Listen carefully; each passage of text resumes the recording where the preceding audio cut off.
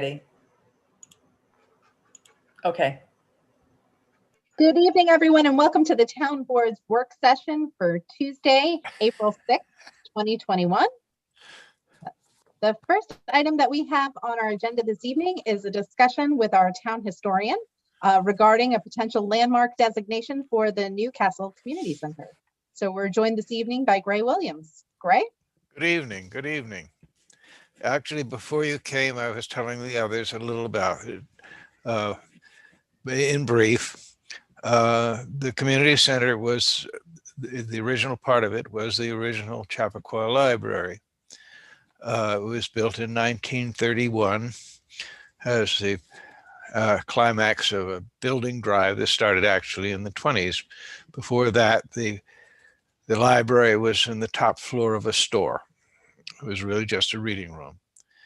But the hero of the original building was its designer, Alfred Bassell, a major architect in town, who designed the building free, and was also a pioneer member of the planning board, along with a couple of other local architects who really designed the way our community works ever since.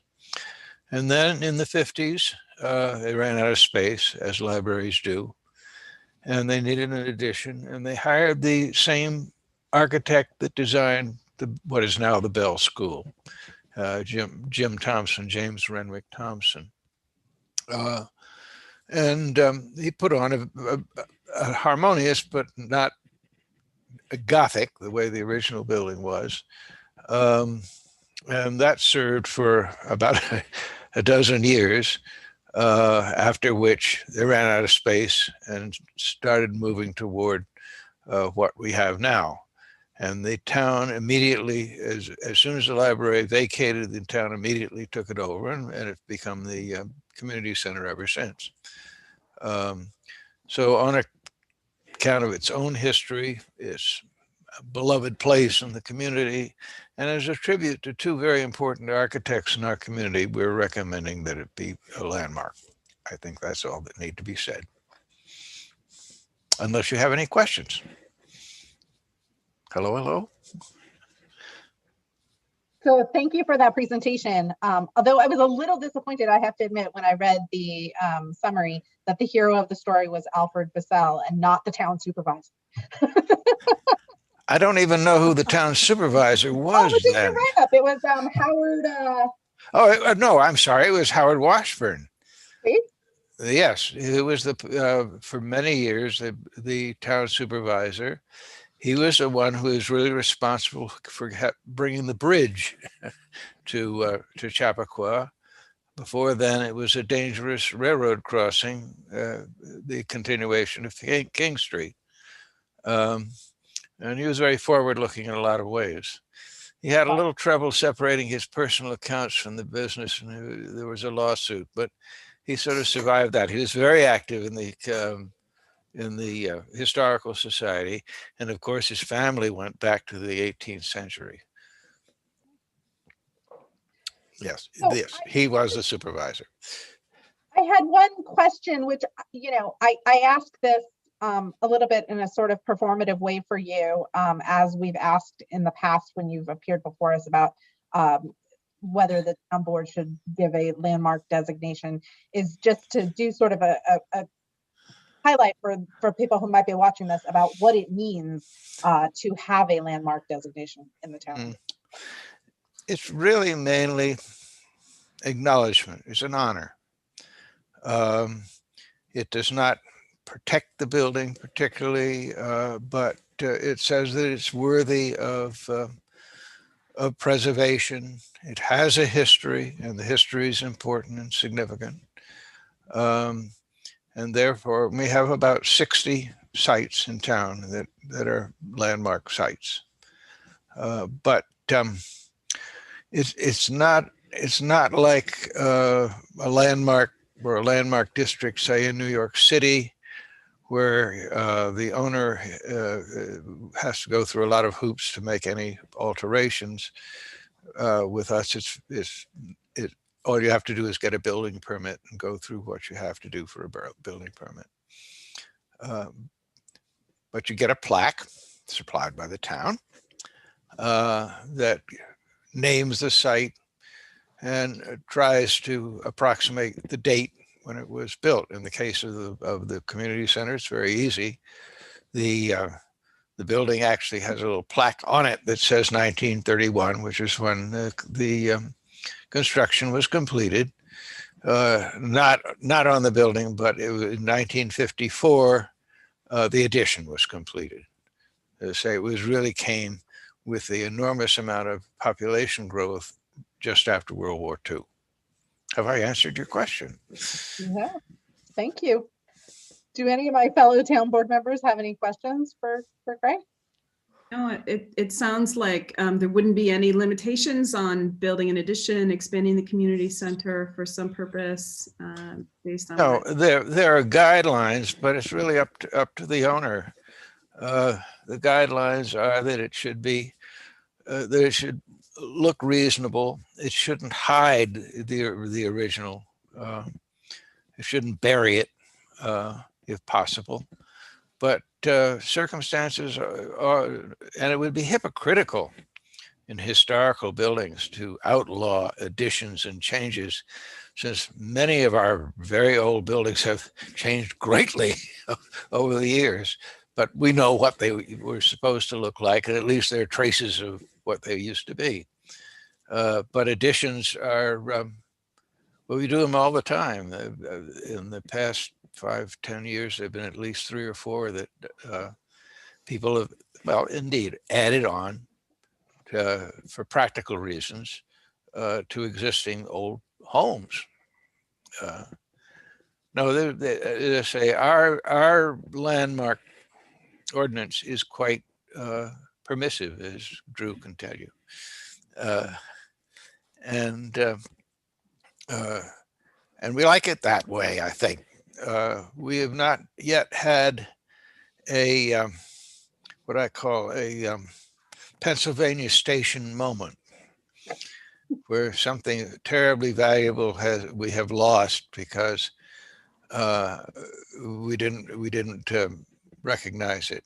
There has been one, but it wasn't a local landmark. I regret it to this day, and I think we all dropped the ball on it. And that was the old inn on in Millwood, the stone house, Yeah. built in 1819, and well, it turns out that really was the founding site for Millwood, and through in the middle of the 19th century, it was where everybody voted.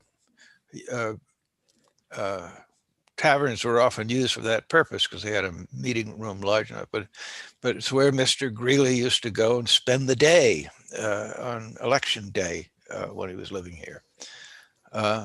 But Con Ed was determined to get rid of it being under their lines, and no alternate use was found for it, and so it went. But that otherwise we've not faced anything where I felt that we've where we would want to have a coercive ordinance the way cities really have to. New York has to. Yonkers has one. New Rochelle has one. We don't need that. Any other questions? And I want to thank you for your assistance, last year with the selection of the roofing materials for the work that's going on there right now to replace the slate roof. So it was very helpful. That's pretty great. Okay, are you done with me? Yeah. I think so. Do you have any other subjects that are coming up for this meeting? Is that it? We think that's it. You're always welcome to stick around. Up next is a conversation about the Chatline Project. About the what? About the Chatline Project. Oh, I'm very much interested in that. Well, you're welcome to stay. Lee Jones from Barton and Wood. I will definitely stay for that. Definitely. Yeah. Great. Okay. But what I will do is mute myself. He's got the hang of this. He does. So Nick, our next step would be if the board so decides to set it down for a public hearing. And I guess That is correct. The town code requires the holding of a public hearing. if we're going to move forward. And so we Yes. will leave that for the Great. board's decision. Okay, great. Okay. Okay. So can we Um, go ahead and set that public hearing date tonight in our, Yes, if the board's ready to do that, absolutely. I'm looking around, general agreement that we can move forward with the public hearing on the designation of the landmark status? Great. Okay, so set it down for May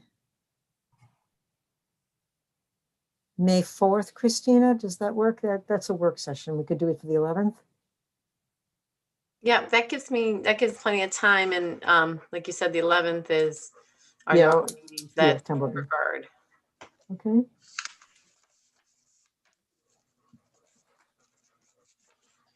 7 o'clock? yep. Okay, thank you. Will do.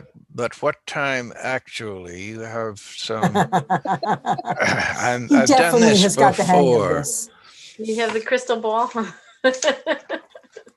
Well, it was Oh. our hope that if we made it at 7 o'clock, it would be late enough that we could just go straight to you and be Okay. done. Would 7 work for you? Is that too late? It will. It will. That's why I'm asking. So Christina, written in stone, 7 o'clock. is May on. 4th at 7.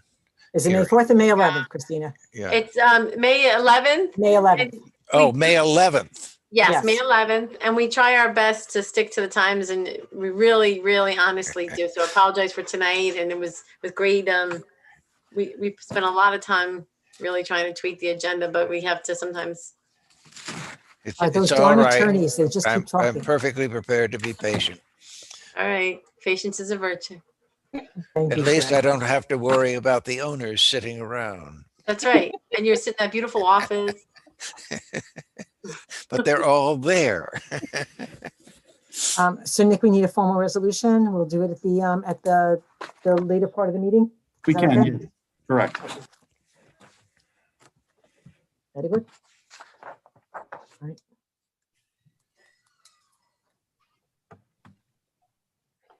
Okay, thanks again, Gray.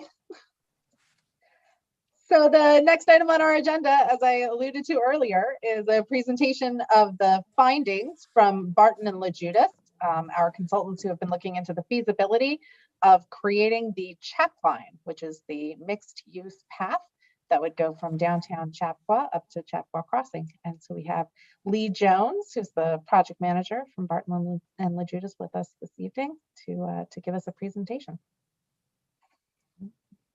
And I also have my colleague Ryan White's here with me as well. Oh, hi, Ryan. Hi, everyone. We want to thank you for allowing us to present to you our findings. I know that we have sent you our full feasibility study report that you've had the opportunity to download and look at. And obviously, I don't know if everyone's had the chance, but this is going to be just a summary and a presentation to allow us to touch on some highlights, bring you through the process. Obviously, a lot of you were there at the beginning when we started this almost 2 years ago now, I guess a year and a half ago. And obviously, we've worked closely with many of you along the way. So I'm going to share my screen, walk you through again the process, refresh your mind just of the property, of the site, and then again of our the preferred route that we got to through our study. And if at any time, if anyone has any questions, feel free to ask them as we go along, or at the end, we can also go back and revisit any slides. So whatever works best. And Lee, I'm just going to give you a heads up that we actually do have some attendees who are with us this evening. And I just scrolling through the list of names, I know that some of these people are probably here to hear this presentation. So after we're done, we'll also give folks an opportunity to ask some questions if you don't Okay. mind. Great. That sounds great. Again, just as I was really just saying, our agenda is walking us through where we were in 2019, in the fall of 2019 to today, and just really looking at the quick overview of the project. our process to get us to our preferred trail route, and then some design criteria for multimodal paths, and then looking at the construction costs for your particular project.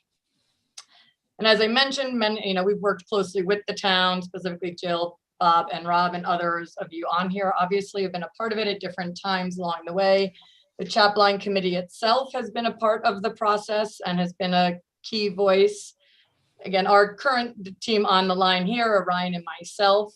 And then again, we focused on key stakeholders, which are really the adjacent properties along the proposed route, including some private property owners within the Lawrence Farms community, Horace Greeley High School, the Chestnut Oaks community, and Metro North Railroad.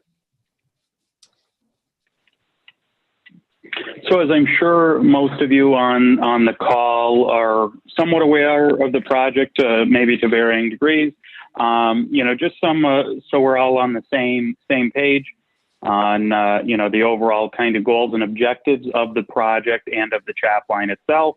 About a 1.5 mile trail linkage, ultimately to connect downtown Chappaqua with Chappaqua Crossing. And in doing so, provide an off-road linkage between Horace Greeley High School and Robert Bell Middle School. So to get people off, get students off where possible, but also to provide, a community benefit for all users. In general, as you can see on the right-hand side of the screen here, we'd be following the Metro North Harlem line and the Sawmill River Parkway. Going throughout the presentation tonight, we're going to kind of go through in a south to north direction, talk about, we kind of have divided up, the project into 3 different overall segments, into the Chestnut Oaks as the southernmost, the town-owned and trunk line wetland and upland portions, and then the Roaring Brook section as well. Next slide, please. This kind of illustrates in a different fashion with an aerial our kind of key touch points along the trail.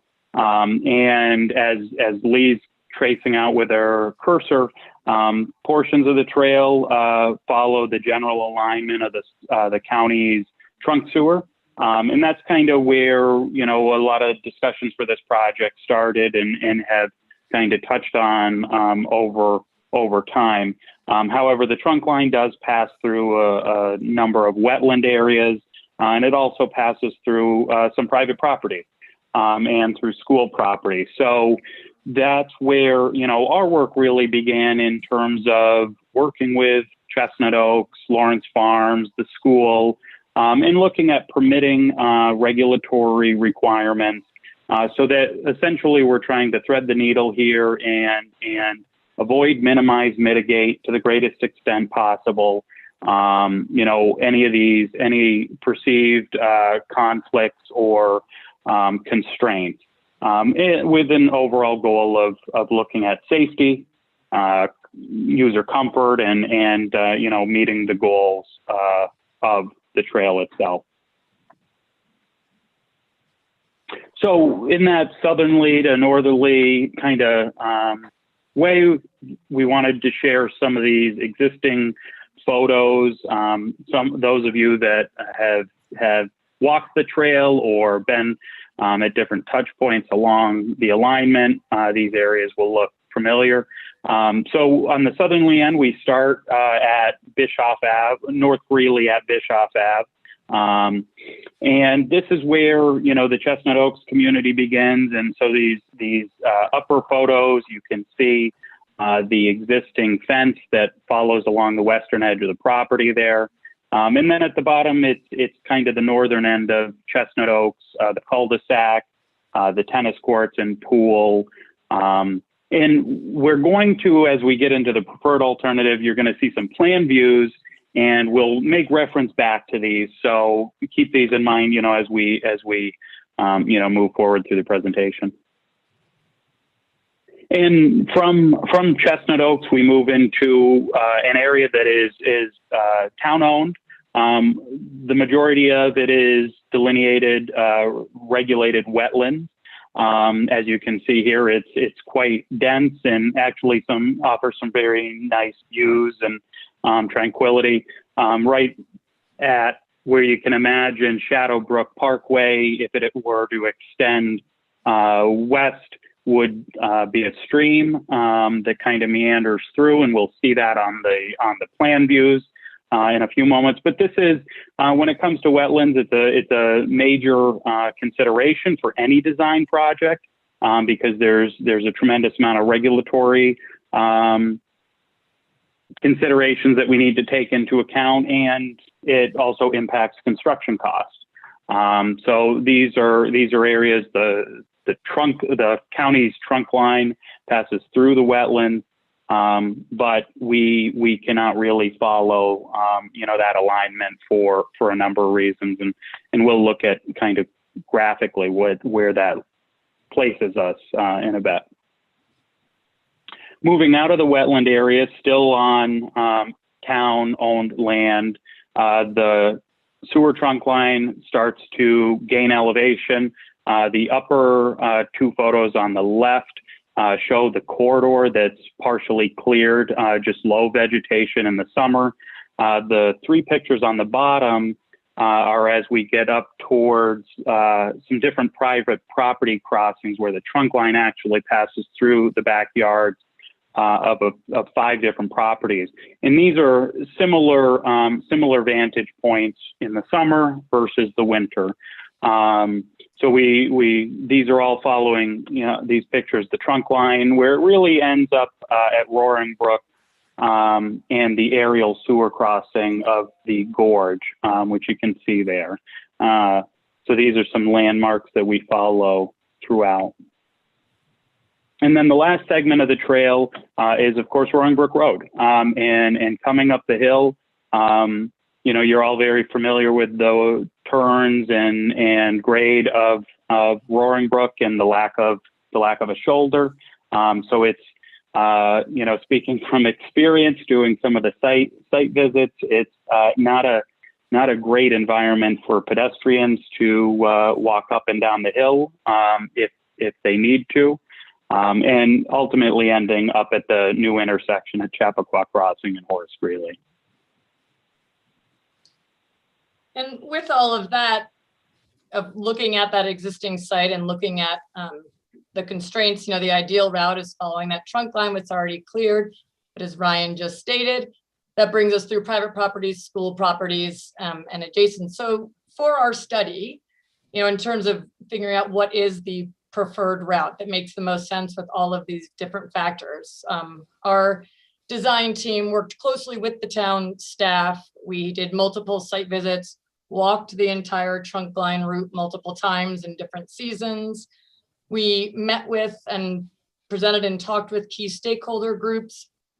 As we mentioned, Metro North, Chestnut Oaks, Lawrence Farms, Horace Greeley High School. We also we have environmental scientists on our design team, and we did an environmental assessment and did the wetland delineation of the area. And then we looked, just multimodal paths as a whole and, different design criteria and what design criteria do we want to meet for this proposed trail and what really met the town's needs. So again, we really studied these 2 different alternatives, one of following the trunk line and then one of avoiding private properties and school properties. And, cost considerations are always a part of the process and, and those sort of steer the design at times as well. So I'm going to now take you through, this is the preferred route. So as Ryan mentioned, we're going south to north again. This is an aerial view of Chestnut Oaks. This is North Greeley Avenue hitting the entrance to Chestnut Oaks. So again, we looked at those existing condition photos. If for any reason we want to go back and revisit them, I can scroll back through them. So things to note as we're going through these plans, there'll be 3 different slides, each showing 2 segments here as we continue south to north. Areas that have these polka dot areas are the delineated wetlands. When you see these 2 parallel black lines, and I'll point these out on each slide, that's the easement, the county easement for the trunk sewer line. And our proposed route is this shaded gray area. So again, at Chestnut Oaks here, you can see the Metro North Harlem line. And this, on these slides, this yellow area denotes the town currently has an easement through the Chestnut Oaks property that was established when Chestnut Oaks was being built, allowing them to use a portion of the property to make this connection if the town ever proceeded with it. So again, working with the community, we wanted to respect and separate the uses as best as possible. So we looked at staying to the west of that existing fence. And again, this is the tennis court on this plan view that we saw in the existing condition photos, which is where we exit the Chestnut Oaks community. And just to show you a couple of sections to walk you through sort of how this relationship would be, is this is the entrance road into Chestnut Oaks, their existing 10-foot high wood screening fence here. And again, we're proposing the trail goes on the opposite side of this. This is a rendering showing where the trail would be located, again, to separate the uses, something that was important to the Chestnut Oaks community. Again, though, obviously you can see the relationship to the existing Harlem line is close. And again, we worked with Metro North and they would allow this use of their land as long as we separate the uses with an 8-foot high chain link fence on the side, which you can see in this section, again, in this rendering. And again, it's something that town would want anyway. You know, they going back to that user safety and security and comfort is the idea of separating uses at certain stages along the trail. And this, when it's adjacent to Chestnut Oaks, is one of those times where it was deemed important. So again, this the section here on the bottom is at the cul-de-sac area, which is one area where to allow the Chestnut Oaks parking and all of that to remain as is. The trail preferred route is going through a small section of the wetlands, which you can see here, how it goes into this wetland area slightly around this corner. So then we're leaving the Chestnut Oaks community. And as Ryan mentioned, again, these parallel lines are the county easement, the trunk sewer line. So that sewer line is going through the wetlands, those photos we saw before, that beautiful area and the vistas. To minimize the impact to those wetlands, we were able to still stay on town property and route the trail over here, again, avoiding private properties. This is the Lawrence Farms community in this area.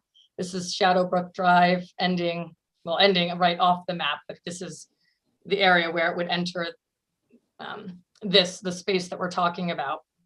So again, the stream that Ryan mentioned, there'd be a proposed boardwalk going over that stream. And so again, this is looking at, these are some typical sections of going back to that design criteria, which we'll walk you through a few of those more specifics in a later slides.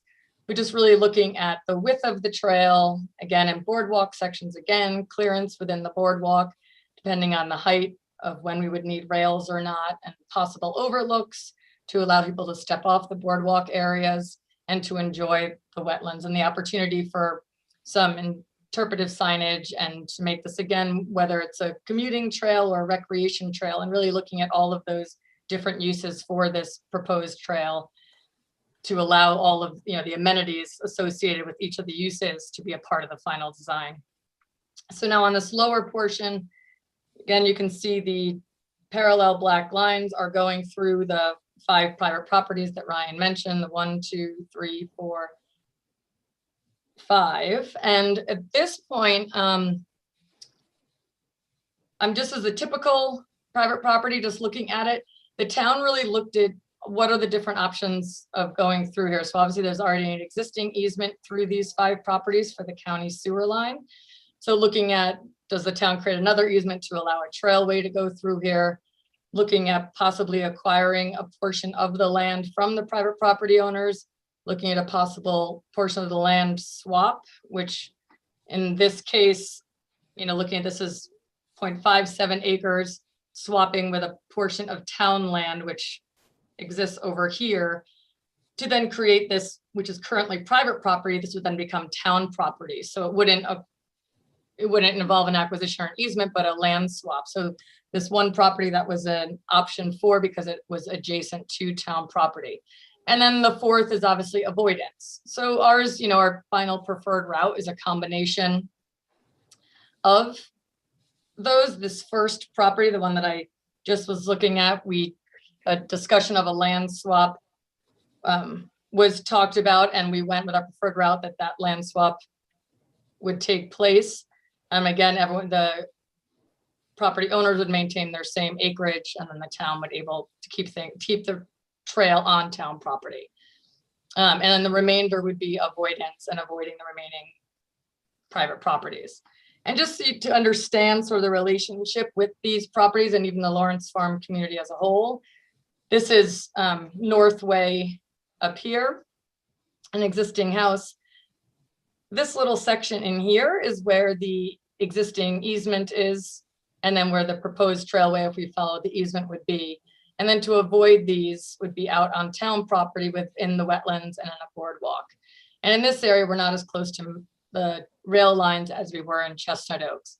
So again, again, seasonally, the connection between Lawrence Farms and the proposed trail is different, throughout the year. And again, the actual distance between the uses varies as well. And the last segment is heading up to Roaring Brook Road. So this is the area where the county sewer line goes through school property twice, as you can see this corner of this property, and then again at the base of this property. And so again, the choice with working with all the stakeholders was to avoid school property at this time. So you can see the proposed preferred route stays within town property completely over until we reach the gorge, which I'll show you a slide in a second, just our design concept for that area. And then we hit Roaring Brook Road. And since this is the northern terminus of this proposed trail, we looked at adding a trailhead parking area, a trailhead plaza as well, which would include some trail signage, wayfinding signage, bike repair station, possibly a bottle fill station, benches, and create a node here off of Roaring Brook Road. And again, looking at the access off of Roaring Brook to make it as safe as possible. And then within the right of way along Roaring Brook Road, let me actually, maybe, all right, I'll get back to that. Staying within the town right of way to the south of Roaring Brook Road allows us to get to the intersection of Horace Greeley High School and Chappaqua Crossing to connect those important, community centers with downtown Chappaqua. So going back to the gorge, oh, sorry. Hop back one slide. One thing I want to just point out here that's probably of utmost concern along Roaring Brook is separation to vehicles, having pedestrians, bicyclists separated from vehicles. So what's shown here is Roaring Brook actually has, I believe it's an 80-foot right-of-way. It's a very wide right-of-way. And what that allows us to do, the existing grades along the south side of Roaring Brook, is to actually provide separation between vertical and horizontal from the pavement. So the limits of pavement for the road itself would stay the same. And we would actually step down, so we would be lower than the road, and we would also be offset the road generally about 10 feet or so with guide rail between there. We'd also look at landscaping in those areas, and that way we're actually still within the public right-of-way, but offset the road, so it provides some more user comfort through there. And we also have looked at really that kind of this, and I'm going to just kind of, because I can't show you my cursor, but this segment, I hope it's drawing on your screens. But this segment through here is kind of the steepest portion. Since we are in a right-of-way, we've basically been able to minimize the running grades going up towards the school from here to less than 5%, which is an ADA accessible grade. There would be a segment through here where, part of the design reason for kind of creating this loop is to elongate the path, draw out that grade, and make it the best grade possible for accessibility reasons.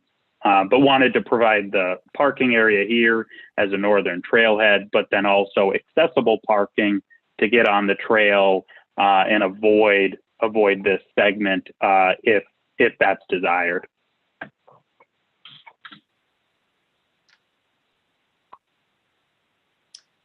And this is again going back to that photo of the gorge and the exposed sewer line there of creating a pedestrian bridge across that gorge. Again, and when we talk about the design criterion a little bit, this would be, while it's a pedestrian bridge, maintenance and emergency vehicles, it would be designed for those to be allowed to pass as well, but no, not for any vehicular use. The pathway is only for pedestrian and bicyclists. Just talking a little further about parking. On this existing condition photo here, you can sort of see the existing grade separation that Ryan was speaking about, that there actually is a drop. And so the proposed trail would actually be on this in the lower level than the road. And then a guide rail would be in part of the design up at the top at the road level. And here's just a rendering. Again, this is just showing that as much as possible, separate these uses, you know, and create this as much of an off-road trail as possible, even though it's still adjacent to a road. So this parking area would provide approximately 20 spaces as we are currently showing it. And again, as I mentioned, a trailhead park area as well with signage. And then going back to the southern end, this is again North Avenue, and this is Bischoff Ave. And here there'd be a smaller proposed trailhead. You know, really just again focusing on signage, focusing on the signage to separate the uses to really indicate which way the trail goes, where it's private property, you know, do not enter Chestnut Oaks, and really separate those two. And looking here, because again, this is where the trail connects with existing sidewalks along North Greeley to continue to connect to downtown, which is obviously there's parking within downtown to then access this trail. But right in this exact vicinity, we looked at there approximately 33 on-street parking spaces, 20 along Bischoff and 13 along North Greeley. And then so we keep mentioning design criteria. So Ryan's going to walk you through a little bit of, again, this being based on multimodal paths as a whole, overlapping that with the town's needs. Absolutely. So this is kind of a summary of the you know, the details for how we would design the trail, or how we have designed the trail. And this is all, you know, this takes into account state requirements, federal requirements, ADA requirements in there, and looking at, you know, providing a comfortable trail for multiple users.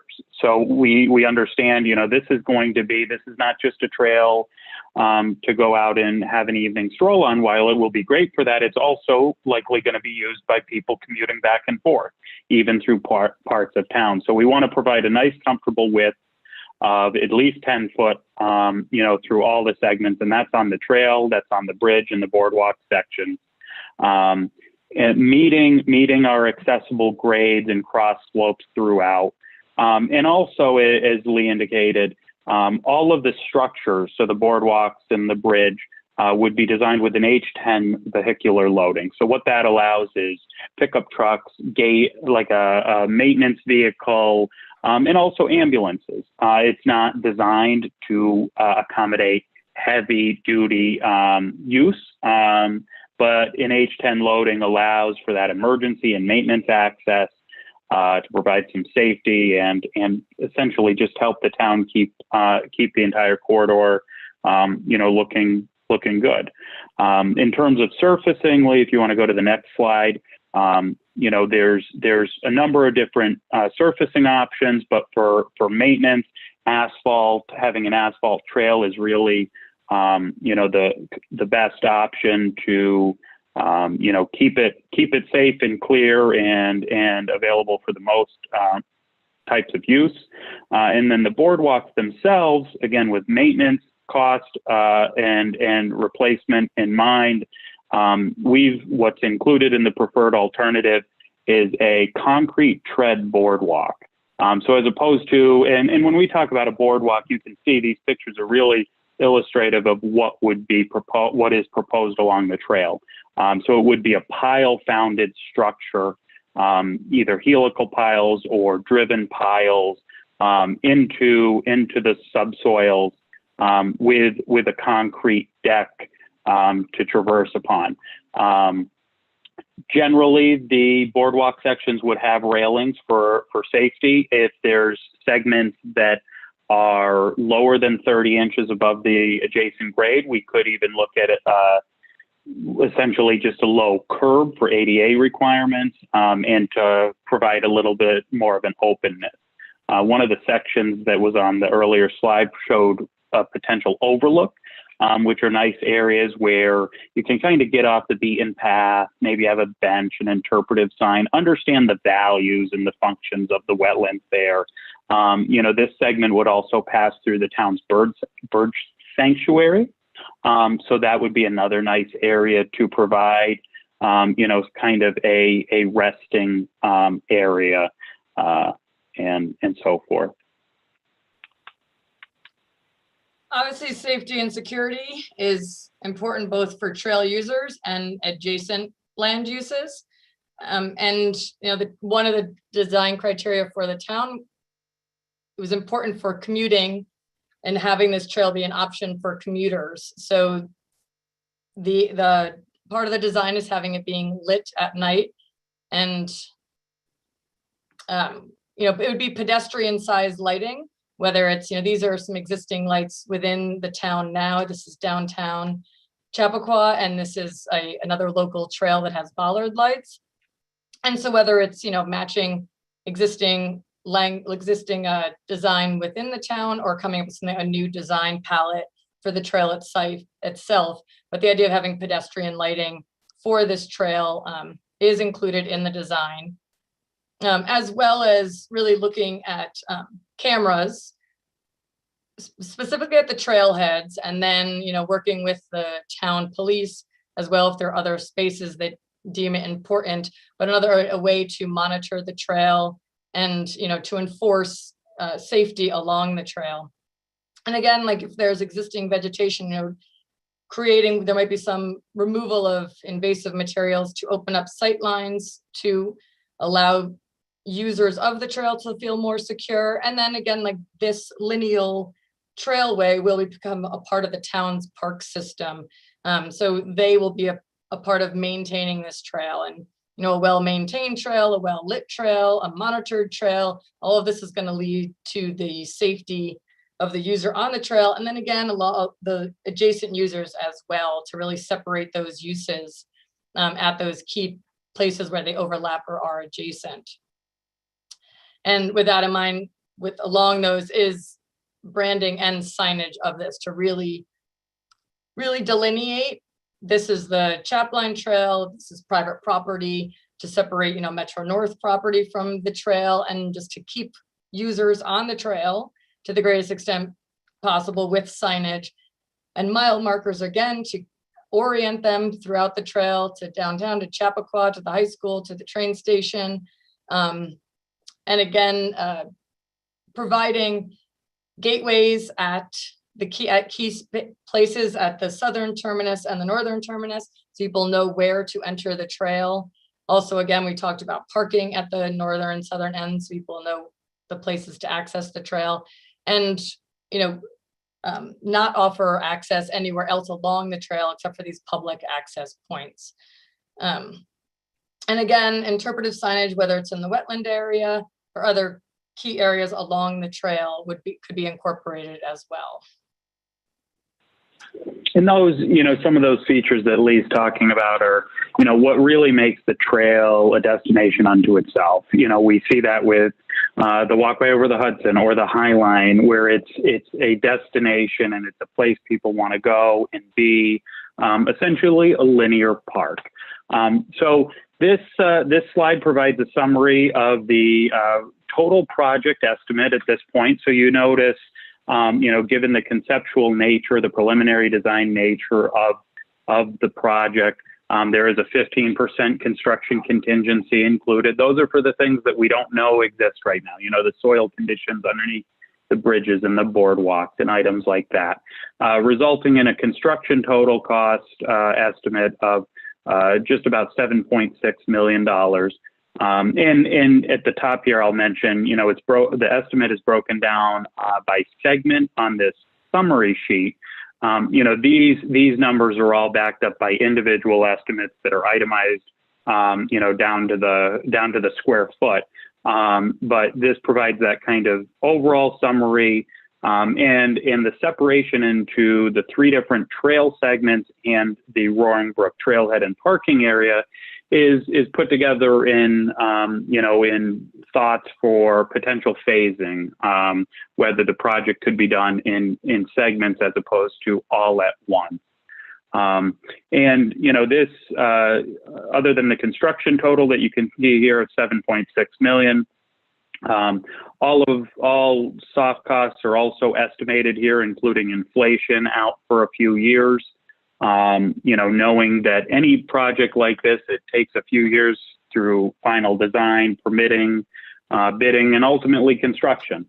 So looking at just over, $10 million is the total estimate for the entire trail complete with all of the features that we've discussed. So that includes the lighting and pedestrian scale lighting and some of the landscaping.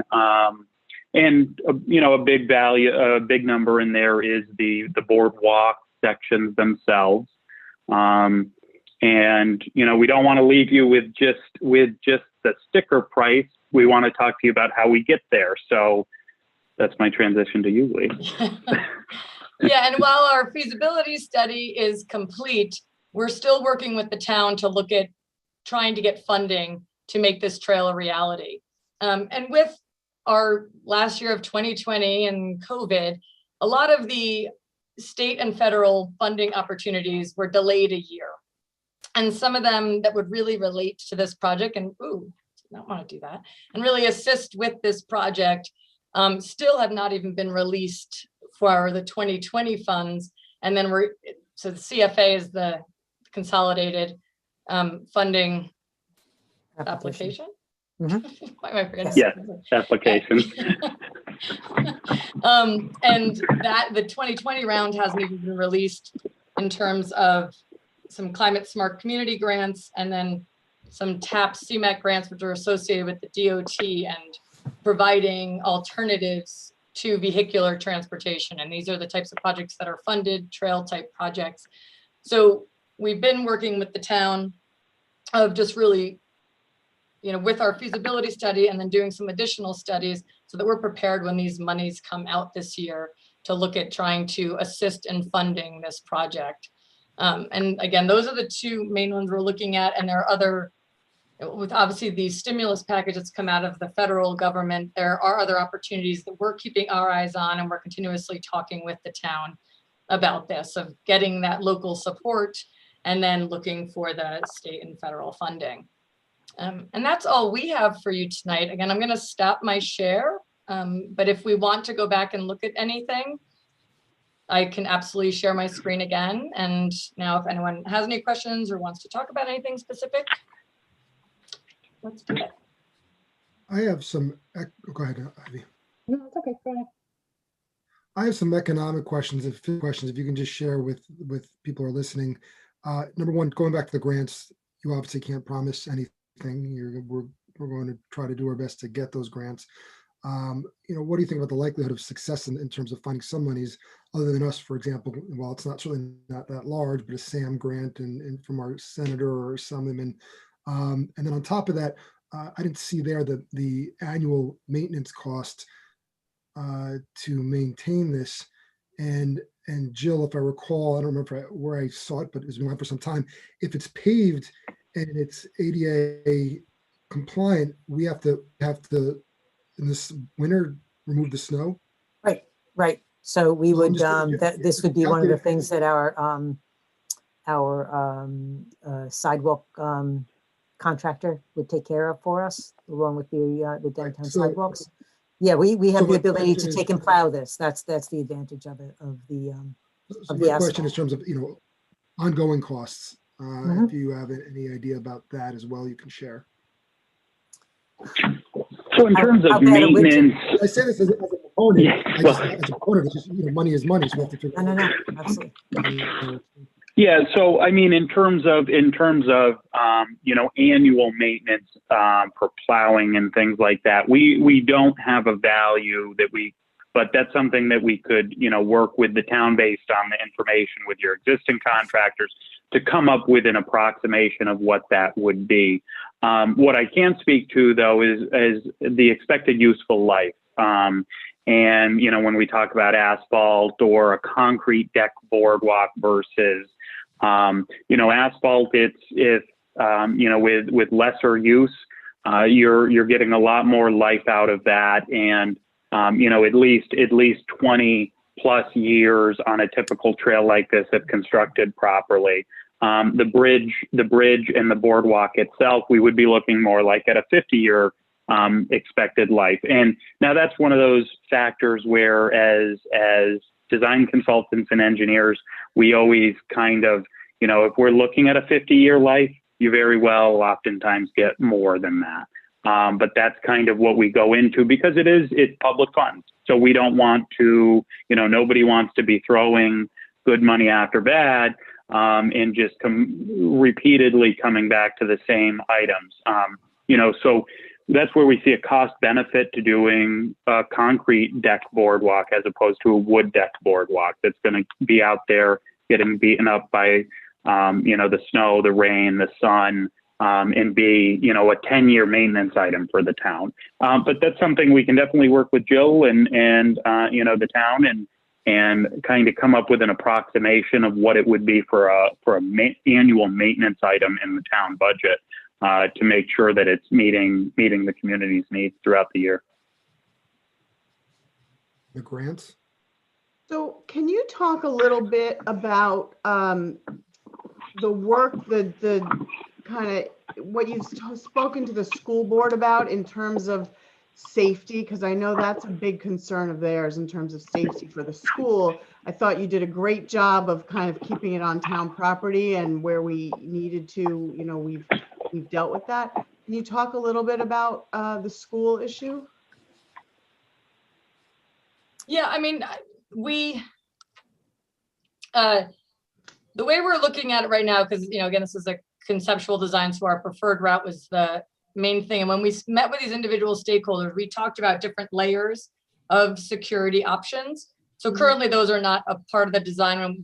We've always said when we get to that step, if there are additional measures that they would like, that can be incorporated into the design. So we looked at, you know, a further separation of uses, not just property separation, but whether it would be the addition of fencing with access gates that would be controlled by, you know, the school itself, that would not, you know, would only go, say, one way, or be something that the school could access the trail, but the trail could not access the school if it was a fencing type situation. Or plant material is also another way to separate the uses, whether it's, you know, a hedgerow, or even, you know, there are uses of using pricker bushes and things like that to really separate the uses, because I'm not going to walk through that. So again, there we have different ranges of it. You know, there's also the flip as well, because then there's also the conversation of, well, what if we do want access to the trail from our property? So again, in the next stage of the detailed design, that's when all of these really will be worked out. So we presented the options to them, and again, there's like sort of a tiered option to it. And, you know, it could be that there's a need, like say at the school area, to have a camera there and that type of thing, working with the chief, working with the school and making those sort of determinations. Maybe it's additional lighting in that area. Also, call boxes is something else I didn't mention on the safety thing, but having those possibilities like the blue boxes, call boxes on the trail. So all these are items that we have talked about with the town and with the stakeholders, and those would be finalized. And it doesn't necessarily mean the same treatment has to happen along, because again, we have different communities along the way. So working with the school, I think we can absolutely come to something that they would feel comfortable with. Okay, And I great. assume that you would go through a similar process for the Lawrence Farms neighborhood as well, because one of the things that I heard you say is that there would only be entry and exit at the sort of two terminus points.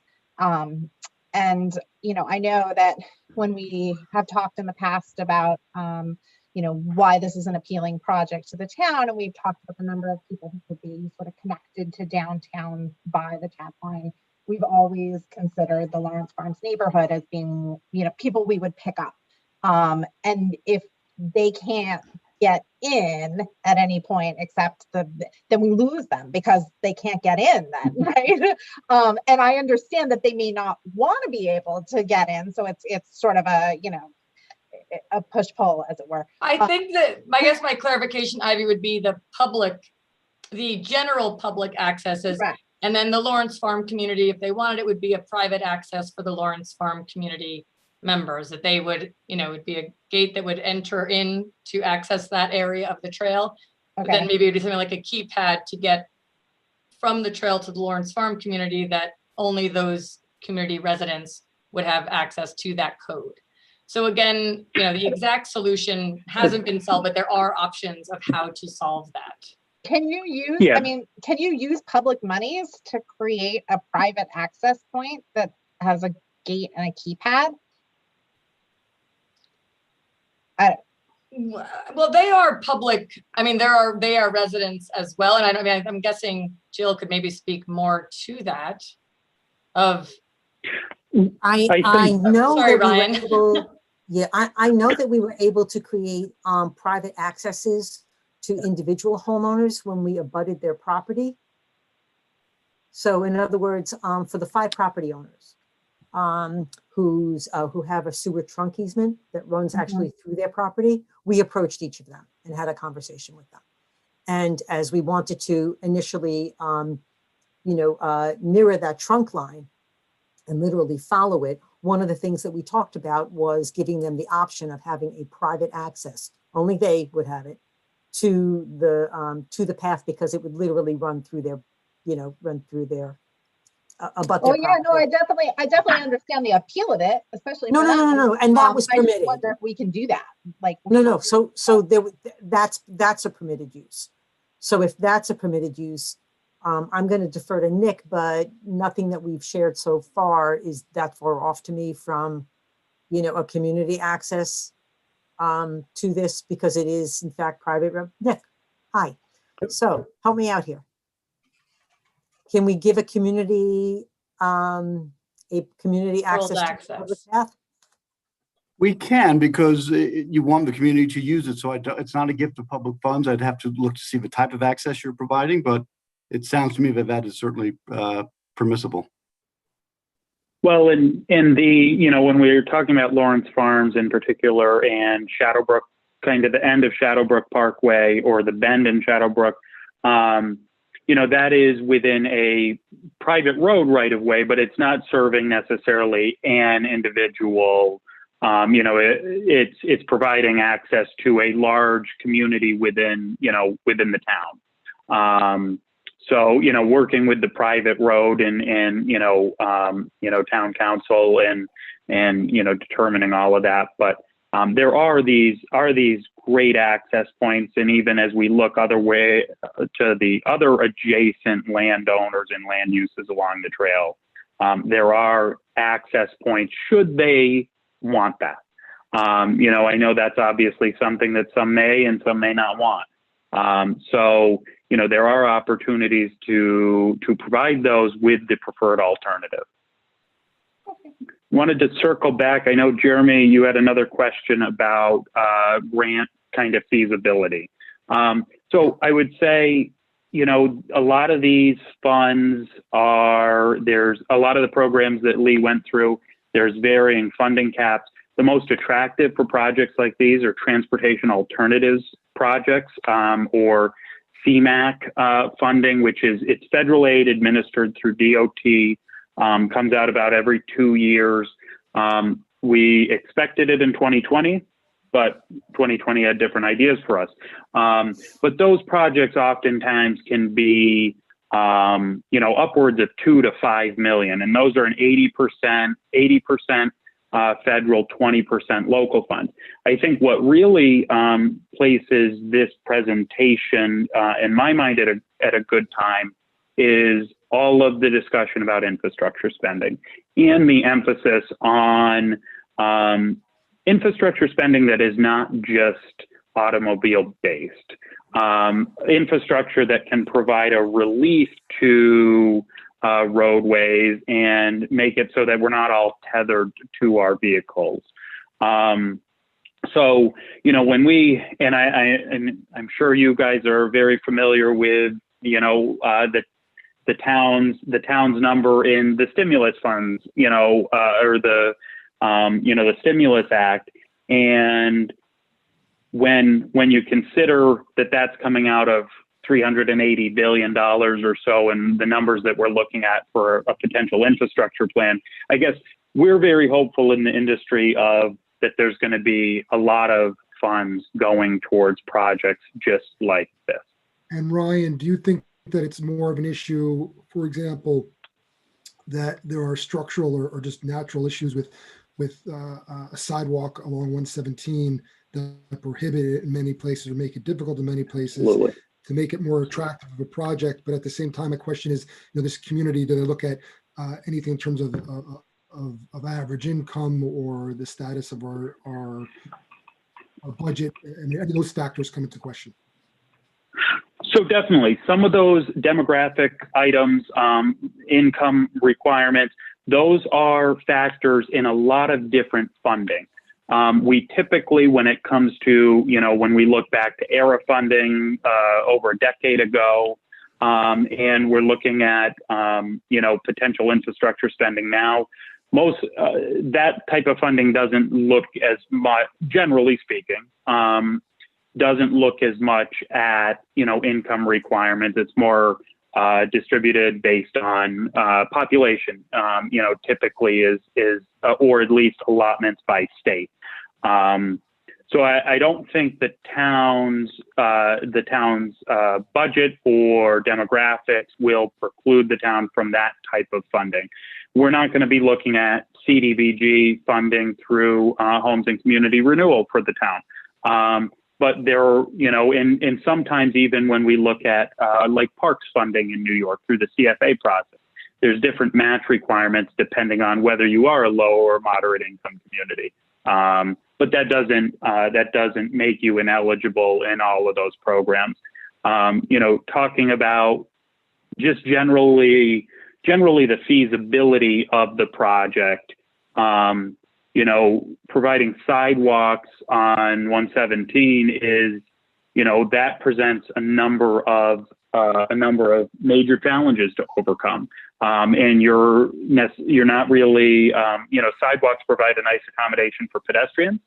But you know, we all are in a world now where we're talking about bike lanes and shared use paths, so that it's not just pedestrians that we're looking to make accommodations for.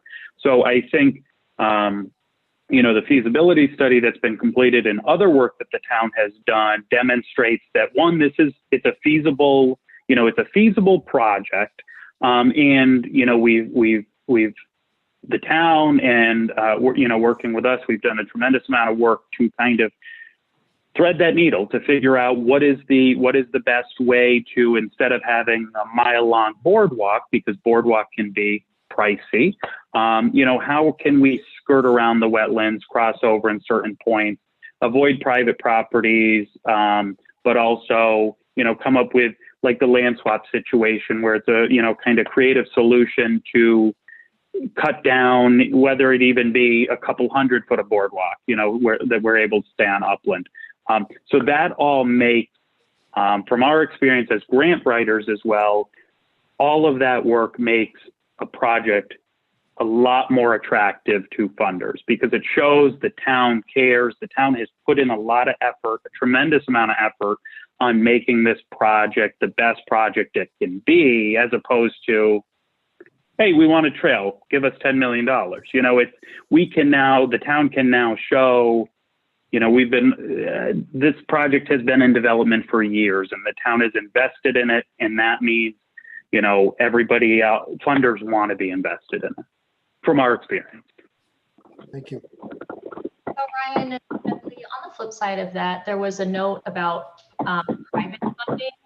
What have you seen in other examples of these type of project that municipalities have pursued and are replicable? I mean, it was interesting because I actually had a call with David Walsh at Summit Greenfield, and he asked me about private funding, and I didn't know if that was actually a route that we could pursue.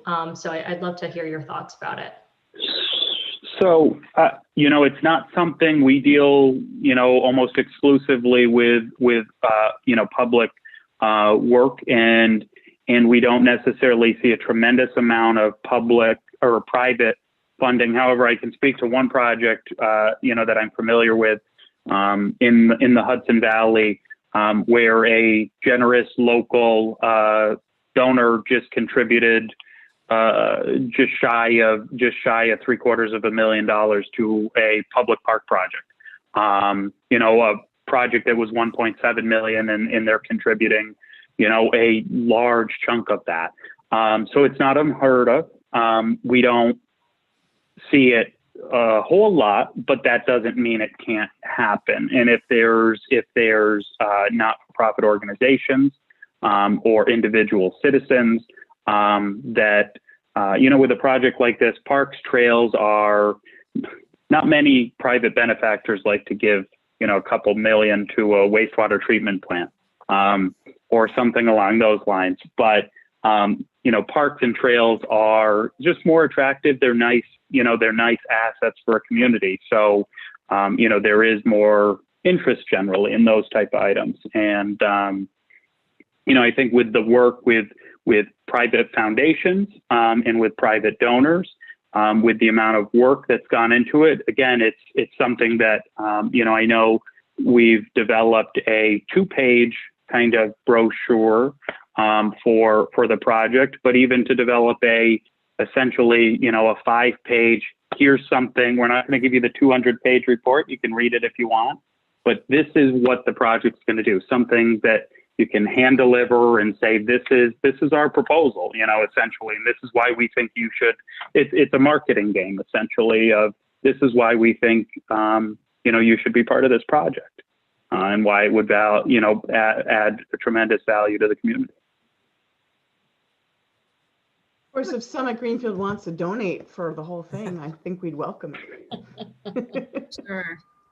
I have a question about this midpoint access idea, I suppose off of either Shadowbrook or Northway, because you could, in looking at the map, it seems feasible that, it's a pretty simple hop from Overlook to Northway, and then that would connect, a substantial neighborhood to this and provide a conduit for folks to get downtown on a bicycle or running or whatever, and kind of increase the access. So that to me would seem like kind of an advertisement for, for a midpoint entry that was essentially a public entry. Are there other complications to doing that we haven't talked about? So we at one point, did look at, you're right, Lori, looking at a map, at the end of Shadowbrook and at the intersection of Shadowbrook and the highway. There's a great kind of level area that you could make a connection right where we're showing that one segment of boardwalk. In terms of the kind of logistics of that, I'm gonna defer to Jill and Nick. I know they've been kind of looking at it, and I don't know if there's anything you can add at this point or any thoughts to help the conversation.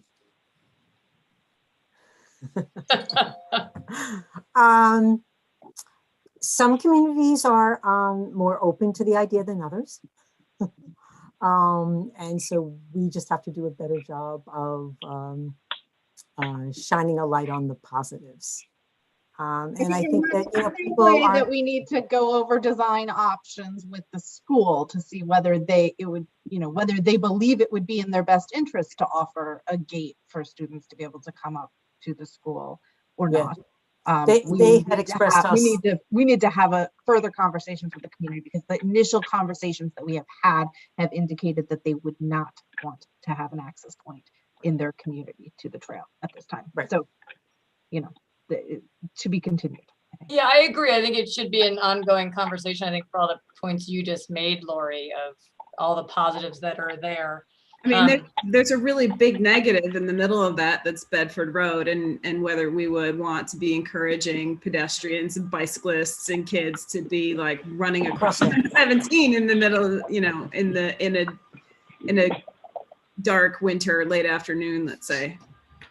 Well, I think those sort of additional connections to that trail would be further studies, because there are traffic calming measures and additional, you know, that segment of the road, I don't know the sight distance. I know turning into Shadowbrook, it's not great sight distance either way. But anyway, looking at maybe where somewhere on 117 to make that crossing, again, it would be an additional study. But even the connection point from where Horace Greeley High School and Chappaqua Crossing, where our trail is currently showing to end, is even to continue the trail on Roaring Brook to hit 117 in that location as well. So I think there are, you know, starting with this 1.5 mile stretch is then adding on those connectors to continue to open up this trail to more and more users and more neighborhoods.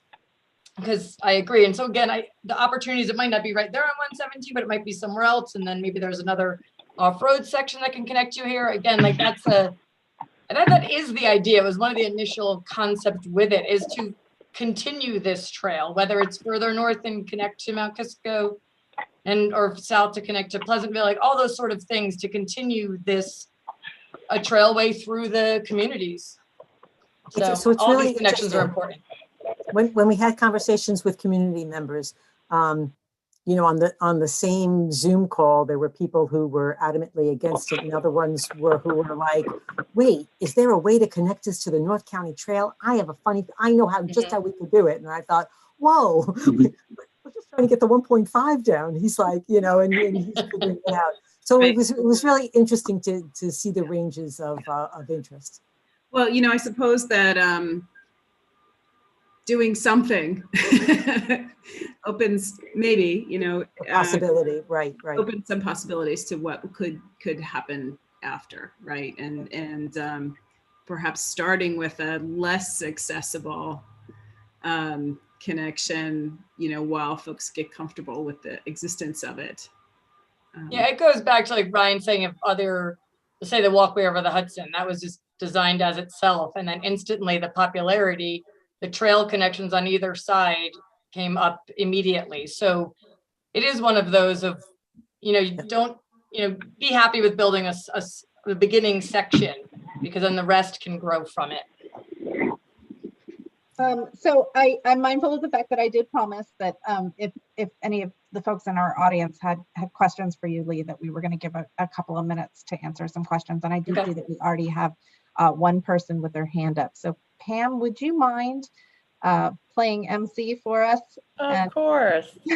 RJ Impastato, please, you may unmute yourself. Can everyone hear me? Good evening. Hi, RJ. Hello, town supervisor, board members, distinguished officials, everybody. Quick question is, from the time that the shovels go in the ground, is there an estimate of how long the project will take?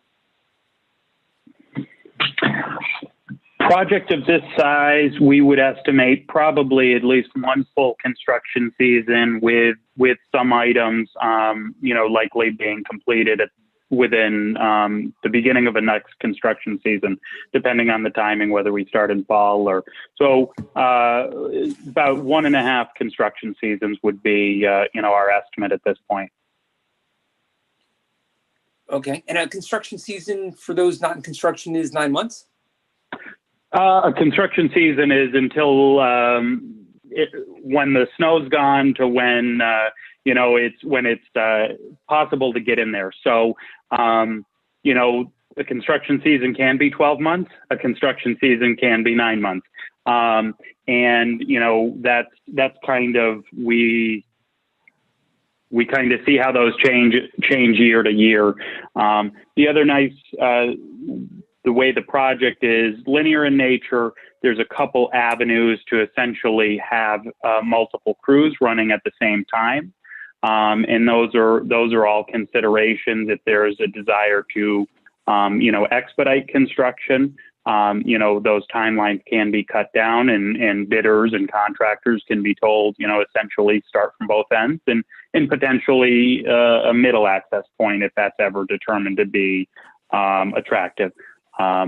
So there's a lot to be considered from a construction phasing standpoint.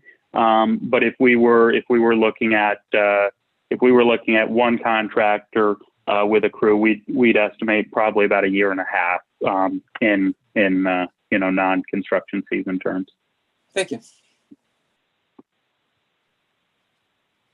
Pam, if we can bring, we have 2 other people with their hands raised. We can bring Jennifer Lewis Dunn. Yes, Jennifer Louis John, please, you unmute yourself.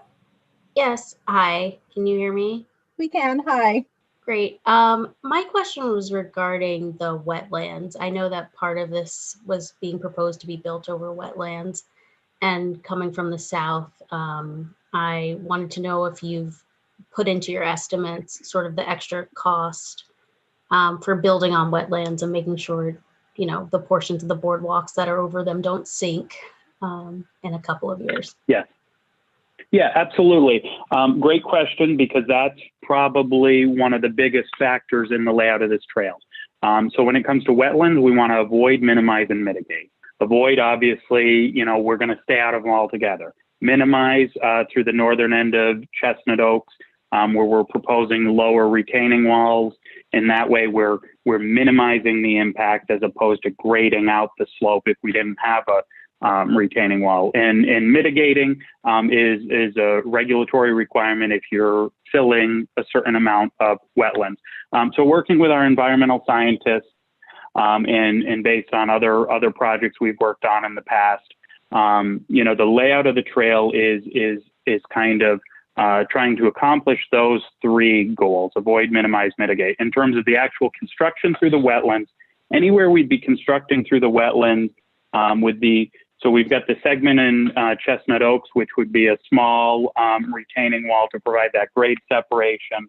But the majority of those boardwalk sections, those boardwalks are founded on large piers that are driven deep into the soil, and the depth and the size of those piers is designed based on soil boring. So we don't take any assumptions in wetlands because they're wetlands because they're poor soils usually. So after completing a geotechnical analysis, that foundation system would be designed to carry the vehicular loading, the ambulance, the pickup truck, the plow truck that we've discussed, and how those boardwalks and why we look at boardwalks in wetlands is by creating that elevated walkway. There's room for passage of wildlife and waters underneath the boardwalk. And while there's a little bit of a shady area, we keep the boardwalk elevated enough such that plants can grow underneath. And so our permanent impacts are really focused on just those pile locations. So that can vary from something as small as a 4-inch diameter pipe, if it's a helical pile, to, perhaps a 16-inch diameter pile, wooden or concrete pile, but those are driven in. And it's all in that, because ultimately we need to get permits from DEC and the Army Corps of Engineers to construct anything in and adjacent to the wetlands. So those are the considerations that we have incorporated into the design and would continue to, further develop through final design. I hope that answers your question. Thank you very much. That was very comprehensive, Ryan. Love it. Yes. The next person with their hand raised, Pam, is Nicole. Nicole Richet, please unmute yourself. Yeah, good evening. Thank you for your service. I apologize. I had to go in and out of the meeting, so I hope I didn't miss something that I'm going to ask about now. So my first question was whether the Chapline would be accessible to a wheelchair, was the question. And my comment was regarding getting private donations. I'm sure some of you are aware, Jill, I know you're aware of a woman on the West End who donated a chunk of cash in honor of her uncle who had been on the Millwood Task Force for a couple of decades for that beautiful sitting park with the wooden fence. Nanaheim Garden, sure. Yeah. So, I mean, people do that. And, you know, I'm thinking like the Austin Children's Center, when they were building that gorgeous building on the Hudson River, you could buy a brick for the building. So, you know, it's possible you could sell or ask for a donation, you know, for 20, you know, whatever amount of feet. And then the other thing, I was intrigued by the comment about the Hudson Walkway and how the trails on either side just developed. Because and then somebody mentioned, you know, joining into the North County Trail. And I would like for a trail to be considered, just like the trails next to the Hudson Walkway from Chappaqua into Gedney Park. And that would be very close to North County Trail. And I would really encourage and hope, even if it's, you know, just a preliminary look, that be looked at. Connect the two towns. So that would be fabulous. Regarding your, you know, the question about accessibility, yes, the entire trail would be designed to meet ADA requirements and would be wheelchair accessible. And yeah, we often see, Nicole, these trails that they start as a small segment and then all of a sudden they connect, and within you know, a few short years, you have this interconnected network of trails that you can get from one part of town to the next. And, you know, it becomes a whole nother transportation network that community members can take advantage of. As far as donations, unfortunately, the state law and the state constitution prohibits municipalities from undertaking fundraising campaigns and soliciting for donations. Doesn't mean there couldn't be a Friend of the Trails created by a not-for-profit of residents who wanted to do that, but it's not something that the town itself can undertake. A good idea, though. Yeah, it is. And Nicole, I totally agree with your point and your enthusiasm, right, about connecting different parts of the town. I know Jill has been doing a great job educating me on the limitations of sidewalks. And you know, and so if we can enhance our trail systems to take the back way to some of the hearts of our community, that would be wonderful. Thank you. It's a great idea, Nicole. It's a great idea. Well, this was really great. We've been at this for about an hour and a half now. I guess a little longer than we had guesstimated, Jill. Yep, sorry. You know, this was a really comprehensive presentation. It was even a more comprehensive feasibility study report that you guys put together, which I, you know, started to page through, but I intend to go through in greater detail. It's really got some really rich information in it. And so I'm really excited about this. I feel like every time you guys come back before us, you present us with, you know, some more options and some more good thinking. And I get even more excited about this project, even as I have, you know, remaining sticker shock. But, you know, to that, I mean, I join you in my, you know, sort of optimism and enthusiasm about the, you know, potential infrastructure funding that funding that's, you know, sort of being discussed at this moment, you know, at the federal and state level. So, you know, I'm ready to sort of barnstorm, and I know Lauren Levin, who's the town board, you know, liaison to this project, is ready to do so as well. So I'm looking forward to continuing to work with you guys on that, and to, you know, hopefully figure out what we can do to get some funding. Absolutely. Right. Yeah, this is one of my favorite projects. I'm as excited about it as you are. So yeah. I'm so impressed, because I have to admit I haven't thought about the logistics of this at all since maybe it was first proposed. So to see the project mature to this level, you can actually, like, gosh, you can see it, is really phenomenal and exciting. So what are the next steps on this? Funding. Well, but it's not just funding, right? Because we have to talk to the school, and I think there's other things before that, right? Because that might impact if costs we don't get funding and figure out what our funding package is, we won't be able to get to the detailed design steps with the school and the neighborhood in order to be able to kind of deepen those conversations that we've had, is my perception of where we're at right now.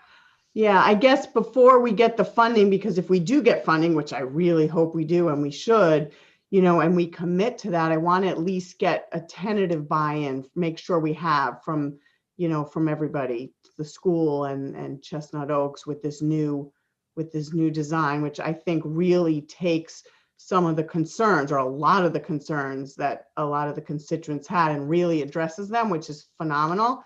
But I want to make sure we at least get a general buy-in from them so that we can move forward. I think you're going to get a mixed review from Chestnut Oaks. We had that working group, then Yep, their I know. job, one of their tasks was to come back and tell us what they think. So I know there's people in Chestnut Oaks who are not going to want this no matter what. There's going to be people in Chestnut Oaks who embrace it and want it. So, buy-in, I don't think you're going to get a buy-in in terms of across the board. And I don't know if it's person per person, but, I think it seems to me that there's been more progression towards more of a buy-in, if you will, than initially started. From back and before. And I think the working group, although we haven't heard from them in some time, did a job in addressing that. So we actually, last summer, we met with, Rob Deary, Bob Cioli, myself, Lee and Ryan, met with representatives from Chestnut Oaks, also Lawrence Farms Homeowners Association, and met with them to talk about the trail, to show them our plans, to hear their concerns, and the whole idea of thinking outside the box, and regardless of the fact that we have this easement that goes through Chestnut Oaks, basically abandoning it and saying we can build this, and we can build it without intruding upon your privacy. We can be on this side of the fence, and basically take the trail and just shifted it out of the way. Right. And basically that's what we've done. We've literally gone around them, and so it's phenomenal. Yeah, we met with the homeowners from Lawrence Farms, the ones that are immediately impacted. We gave them a set of proposals. We explained the whole pathway to them, talked to them about, different options that they might have as far as having individual access or not having any access at all, or, perhaps purchasing property or swapping property. Some embraced it, some didn't. Entirely, their call. But what was nice was we got a chance to hear their concerns: privacy, noise, light, security, and we added the chief to our conversations from that point forward. So we were able to have firsthand, conversations with, somebody whose expertise is all of that security. People were concerned, well, if you're going to light it, is that light going to spill over and shine into my house? Lee was able to explain that there are certain lights that the spillage is minimal, so that it goes exactly where it's supposed to go. So you're not going to be any more disturbed than that train Metro North train going, in the distance. So, we've done a pretty good outreach so far. Is there more? There's definitely going to be more. Right. Well, and I think that to Lisa's point, one of the things that we need to figure out how to do is, if we're going to be in a little bit of a holding pattern, with regard to kind of waiting on this funding question, some of these conversations can become stale pretty quickly, right? So I met with Christine Ackerman, oh my gosh, it's like over a year ago now, right? Like I met with Jane Shepherdson when she was the school board president. Again, she hasn't been the school board president in close to a year now. So some of these conversations, we just have to figure out, okay, so we've done our due diligence, but we have to check back in with people and make sure that it's still fresh and they're still feeling the way they felt. Yep. Right. Things change. Absolutely. Okay. And so we will continue. Great. All right. Very Lee, good. Ryan, And thank we're you so just as much. excited as you all are. And, it's been a great project to work on, and, it's only the beginning, hopefully. Does it feel like the beginning for you? Oh, right. Yeah, and thank you The all end of again the for having us here beginning. tonight to be able to talk about this and sort of give that overview of our study. So it's been a good ride, and definitely hoping to keep moving it forward. You guys really did a phenomenal job. Thank you. Thanks. Thank you. Bye, Thanks guys. all. Have a good Talk night. soon. Night. You too. All right. Okay. Well, I was going to go to the 7 o'clock public hearing, but I figured that since we're sort of past it already, maybe we'll just plow through the work session. I think so. 120 culvert replacement. Bob, can you give us the Reader's Digest version? This is going to be mundane compared to just what was discussed, but I'll make That's it okay. make it as quick as possible, not bore you with the details. Basically, if you hadn't noticed, there is a depression in Kip Street Route 120 for the past year.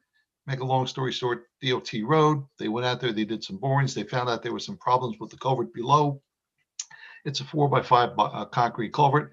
I got a call from Richard Forsanti, who's going to be the project manager for DOT. He informed me and he gave me a nice list of ideas of pretty much what they're going to do with the project. Basically, they're going to be doing design drawings. I have a whole list. Hopefully everyone has the memo in front of them, but to make a long story short, they're hoping to send out the bids for bid opening at around January 2022 and the bid opening in April of 2022 as well. And construction, they're, according to what he told me, they're fast tracking this construction for whatever that's worth. And they hopefully the construction will commence on about June of 2022, depending on the weather, how that's going to be with the traffic, with the maintenance, protection of traffic.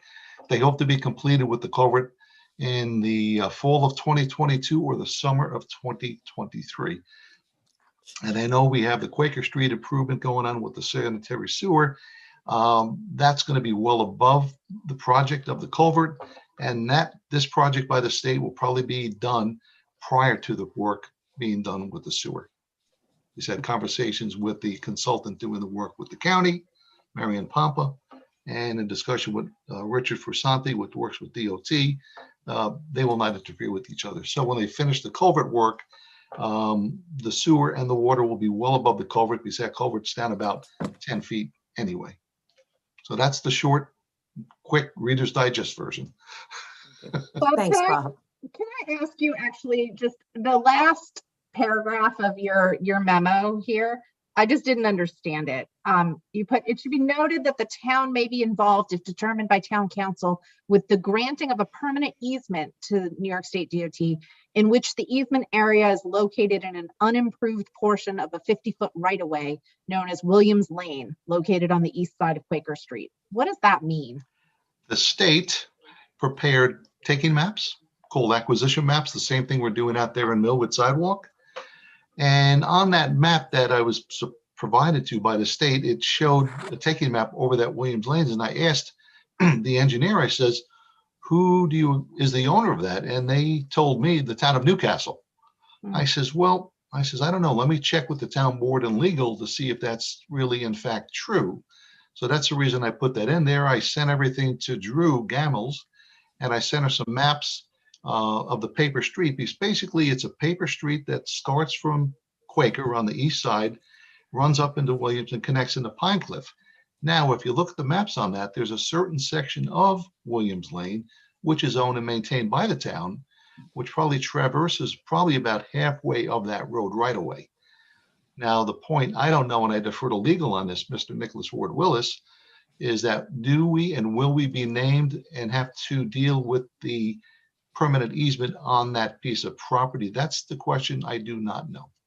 Right, that would only be the case if we had ever taken title to and accepted the offer of dedication. The county tax map and the town records appear to indicate that it was an offer of dedication that was never accepted, and therefore the town would not be entitled to it, and the easement would not be, or the land would not be taken by the state from the town, but rather from the original subdivider. So it's an issue we'll need to resolve, but it's really DOT needs to do its title work rather than just make this assumption. So Bob, you've asked questions and we'll need to get you answers and probably connect with DOT to understand what documentation they're relying upon to assert that the town owns that land. Because Bob's research indicates we don't. Thank you, Nicholas. And we can have a whole discussion on paper streets that will be nowhere near as exciting as the Chatline. That is correct. I think they're pretty Excited about a new Fascinating. culvert. Yeah, that's one good thing. A It's lot going to of be people are nice. excited about this project. That dip there Yeah. has been, That you dip- Yeah, know, It's really that dips annoying. there. That dips there been quite a while. I'm sure everyone who's on this video driven by it many, many times. So it will be repaired within the next year or so. So that's the good And, news. and the it's purpose of interesting because when No, you the- drive by it, you think to yourself, this road's going to give way one day, isn't it? Right. And the answer is you're right. Well, what And happens is the culvert probably has a crack, and what happens is the soil leaks, it goes into this culvert, and you lose the soil. So when you lose the soil, obviously you lose the compressive strength of the soil, and it settles down. So that's why it's on a fast track. I'm sure they saw some pretty severe cracks in that culvert down below. So Yes, that's fast the track reason for it. next year. They're fast tracking it, yes. Okay. Thank you, Bob. Appreciate Oh, thank you. Thank you, Nick. it. Jeremy, you want to take the next one, the two-way road circulation? Washington Avenue? Yeah. Is Bob is still here for that too. So do you want to pull it up?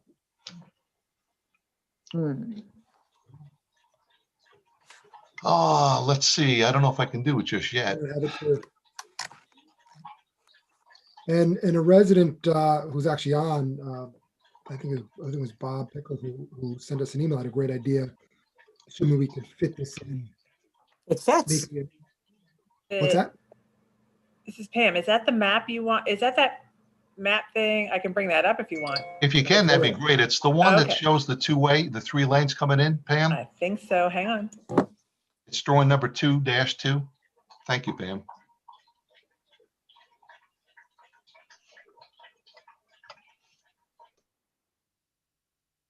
So while she's pulling it up, just for those who oh, never mind, jumped the gun. Is that it? No, This is an older the one. first one. Okay. Bob, is this the one? No. That's the overall one. I'd recommend she brings up the one that shows the, I guess everyone wants to see the two-way lanes of traffic going out on Washington. Okay, if you want to talk Right. about this one first, that's fine. Okay. Let me get annotate here. I like to draw on these things. He's very good at this. Draw. So basically what we did, Terry and I, we developed 2 lanes of traffic coming in off of Washington Avenue, which is down here, which I'm going to draw in red. So right now, as you know, everyone comes out from Olds Pines heading south this way. And what we want to do is we want to make that a two-way coming in and out. So what we did was we put the signage down here, which I think you can see with the arrows, which we would make, I think there's one now here, which is existing. That would have to be removed. That would have to be removed. Obviously, once those are removed, people would be able to come in with two-way traffic, one coming in, one coming out. So that answers that question. So what we did too is when we come down here, what we decided to do to make it easier for people coming in, now that it's going to be two-way off of Washington, is to have a turnaround area, which I'm going to draw in red, to come out here. And then we'll have proper signing to indicate to people not to enter this way. This is one way still coming down over the bridge, coming from the north lot to the south lot.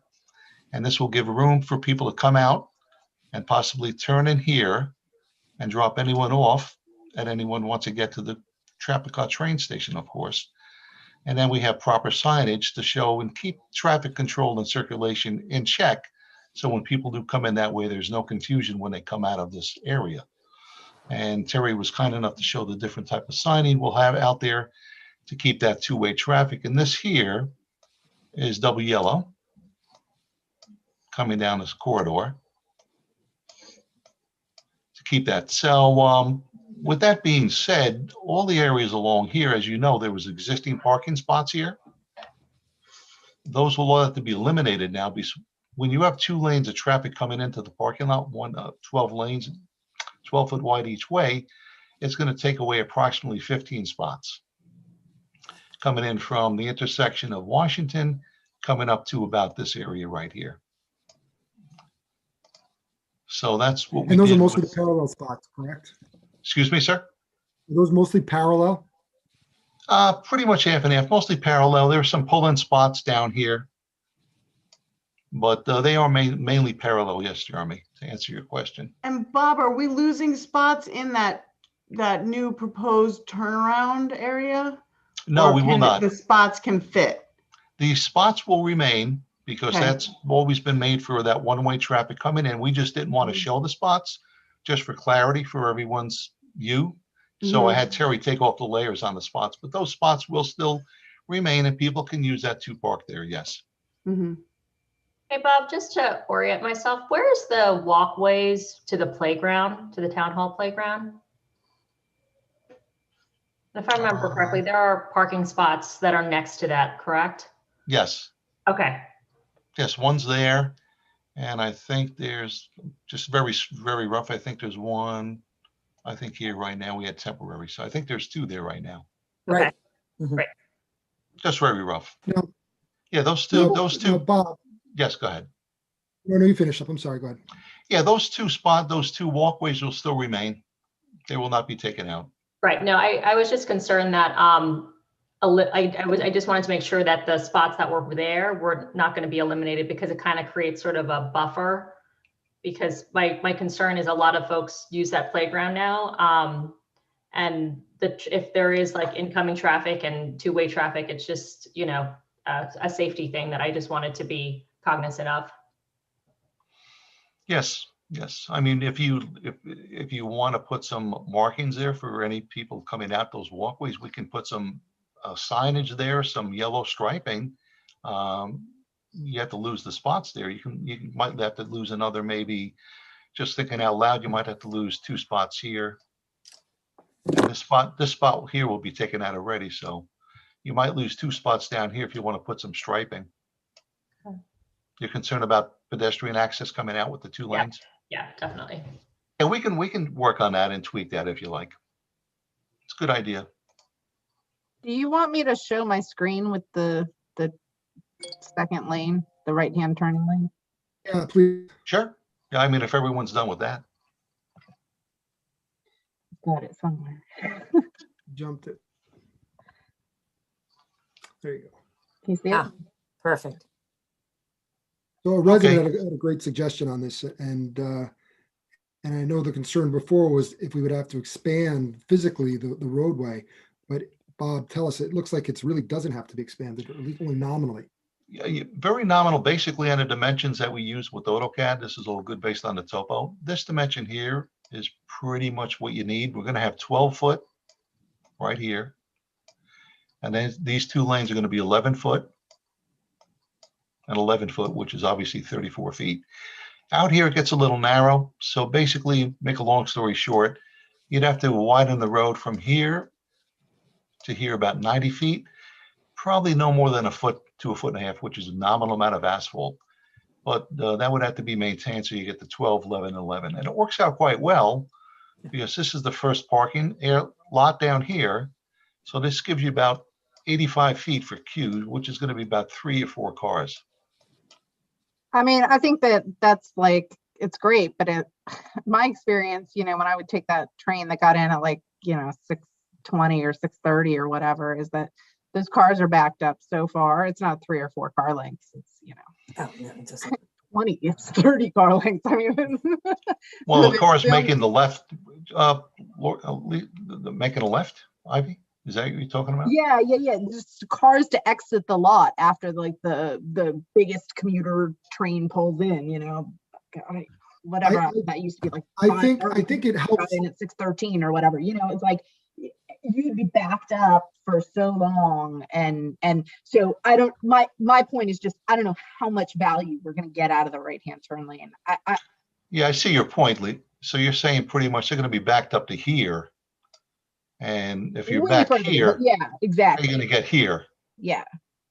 That's your point. So there's a cost benefit, certainly there's a cost benefit analysis. First of all, I think that the benefit starting off is far more coming than going. Meaning, again, if you live anywhere off of 117, even if you live north and you're crossing over the sawmill or just north, even by, you know, Annandale and, you know, Lawrence Farms up there, you don't have to make that right down into King. You don't have to make the light at the bottom of King. You don't have to cross, you know, past Center Street. You don't have to cross the bridge coming to Sawmill. You don't have to go in front of Bell or the lot behind South Greeley. You avoid all of that, and you avoid all of that backup. And very often, early in the morning especially, you're not in a parking lot in the front when there's normal traffic and things were commuting normally.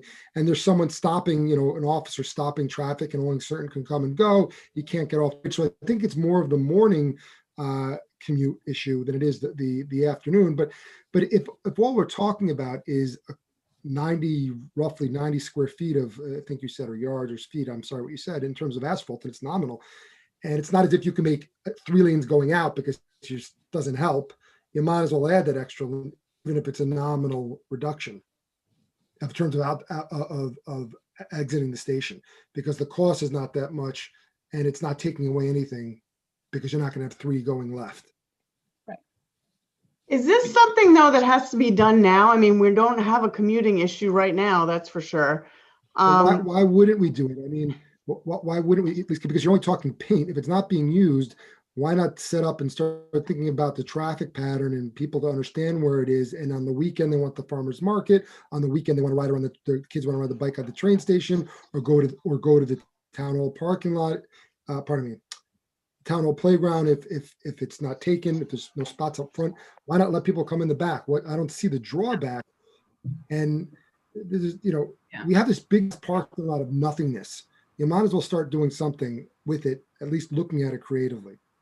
Jeremy, I agree. I think that when we were, talking about the plan for the town hall front lawn, and reducing the parking in front of town hall, that we were having that discussion, right? That the back lot is kind of empty, and it's still quite adjacent to the jungle gym and the basketball court and town hall, and making it more accessible would have an immediate positive impact on parking to access town hall and the playground and the basketball court, as well as the farmer's market. That there were short-term benefits to doing this. That's a good point. That's a good point, Lori, because if you don't use, if we've lost some parking at town hall because of the playground and basketball court, again, why do we have to siphon every person who comes downtown to Bell and coming in off of by Citibank? There's just no reason, especially when we're sitting open land that requires nominal change. That's already asphalt.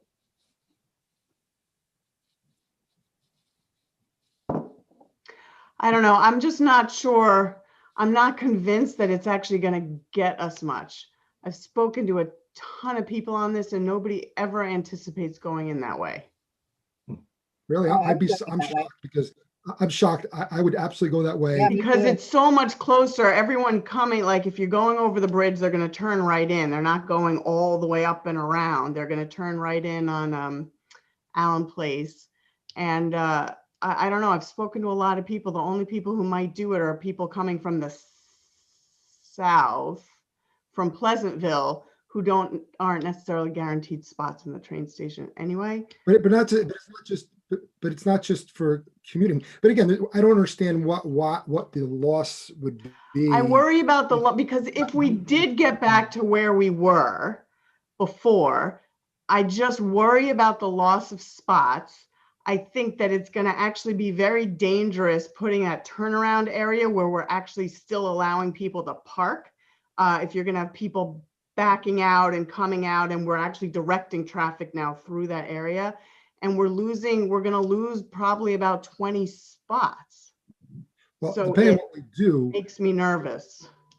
Depending on what we do, but I would argue that what we have now at pickup time, and just in general in front of the train station, it's a nightmare zoo. That talk about unruly dangerousness. That would be far more dangerous than any turnaround over there, mostly for drop off as opposed to pick up, because most people, well, I guess maybe not, it can go both ways, but I see no practical reason. And I'd be surprised. I mean, people certainly who live off of 120 by the elementary school, overlook Upland, DeVoe, Algonquin, all those people would have a reason to avoid. And frankly, it's a heck of a lot safer, in my opinion, to not have to drive by the school twice, meaning Center Street and in front of Bell, and but you don't avoid have to. avoid the bridge traffic, which is when people are cranking their necks all the way to the side. I don't understand why you wouldn't want to. I think, I'm not saying this is you. I think there's some people concerned that if we open up the parking lot, that all of a sudden there's going to be, this is a slippery slope. We're looking at accessing the parking lot, and they don't want that to happen. But I think it makes absolute sense to use this and do it now. And if it doesn't work, what do? And Bob, what's the cost to turn this around if it doesn't work in 2 years, after a year, if we overload the parking lot again? Yeah, it would really the cost would only be just the DPW to go out there and black out the striping and restripe it as it was. Yeah. Well, it's just, how much was it to dig out that 90 feet? Oh, how much is that? I mean, can't see that taking too much time or effort on DPW's part. It's like Jeremy said, it's 95 feet. $12,000 or something. How much? What was it, like 12,000? I forget. You put it in your memo. No, I didn't mention anything about that. Yeah, you did. With the pavement? Yeah. No, that was the fence. No, that's the replacement of the fence. That's the replacement of the fence. Oh, is that what it was? Yeah. Yeah, that was the replacement of the fence, just as an idea. Okay. I know there's other ways to go. Lori said there's other ways to go with plantings. I defer to Dennis on that, but yeah, I didn't put any cost with the asphalt. That would be nominal. You're looking at 95 feet. Let me do it real quick. You got 95 feet, say it's 2 feet at the worst. That's 190 feet. Yeah. Times 2 inches divided by 160. That's about 2 tons of asphalt. Yeah, that's nothing. How much is that? And does there need to be like a new curb put there, or there doesn't? No, it would just be to extend the sidewalk. Really, that's all sheet flow out there. So that would just be sheet flow going out where it normally goes now. It wouldn't be a big deal. Forward with this, Jill, what would the next step be? Does the town board need to take any action? I'm sorry, I missed the first part of what you said. If we were to move forward with this, yes, what would the next step be? Do we have to take any action? No, the only thing I think we would need to do is we need to change Washington Avenue from a one-way to a two-way street. That's part of the local law. Okay. So we do need to take an action then. I mean, maybe the thing to do is, I know that I put this in the newsletter and a couple of people shared it on Facebook too. Like, I'm willing to, and we had some great feedback from Bob Pickle, who's right across the street, which, I thought was phenomenal. I thought the points you raised about the fence. Very appreciative. Yes. Too. Oh, thank you. So maybe the thing to do, we're not in a hurry. We don't have commuters in this lot right now, which both makes it a compelling time to try it potentially, kind of pilot it, but also means that we're not in a hurry. So maybe the thing to do is just to kind of, continue to gather some feedback from people over the course of the next 2, 3, 4 weeks, and then think about taking that next step based on, maybe we can put this back on the agenda at that time to review any feedback. We'd set it down for a public hearing, and then we'd need a public hearing 30 days. Oh, we need a public hearing. Okay, great. Perfect. Yeah, right. Town code section 123.21 designates certain one-way streets. So we'd need to undesignate it. Got it. Mm-hmm. Yeah. I'll just close on this and say, and thank you, Lori, also for pointing that out. But between using that parking to access town hall, to access the playground, to access the farmer's market, drawing people away from all of these intersections where everyone has to be siphoned to is a no-brainer. It's a no-brainer. And if it doesn't work, you're talking nominal dollars. Pretty much paint and some signs. Well, at what point could we be ready to schedule the public hearing on those? We can get it ready so you can schedule it at your next meeting. We'll draft a local law and have it ready for you to review and schedule at your next meeting. So 4/13, and it'll be set down for May, probably 11th with the landmark, and we'd have plenty of time to get feedback. Okay. So in the meantime, everybody should, continue to reach out to the town board, reach out to us via public comment at mynewcastle.org, or reach out to your favorite board member. Oh gosh, I'm gonna get so many emails. And so we'll continue to get everybody's feedback. And if you hate it, definitely let Jeremy know. I see we have a hand raised. So, Pam, why don't we go ahead and if we've got some feedback already, let's hear it. Will do. Robert, you can unmute yourself. Hello, can you hear me? I can hear you, Rob. Yes, sir. It's actually not directly related to this, but it was touched on in the discussion in terms of the farmers market there and the access to the farmers market. And the question I had was, is there a specific reason why the farmers market is being relocated, or is staying located at that south back lot again this year, rather than kind of maybe the next circle out around the main part of the parking lot outside of the train station? Does that make any I sense? don't know that. Yeah, it makes sense. I Joe, don't know wasn't the this at their request? Yeah, this is where they asked to put it. They, by the time they had to figure out what their plans were for this coming year, a couple of months ago, COVID restrictions were what COVID restrictions were, and they wanted to make sure that they could run a market. And they were very successful last year. They have it down pat, and they'd like to continue it. Is that something that's up for discussion, or? It's not our discussion. It's the request we got from the farmers market, and we approved it. So you should discuss it with the board of the farmers market. But the town already approved it, you're saying? At the request, yes.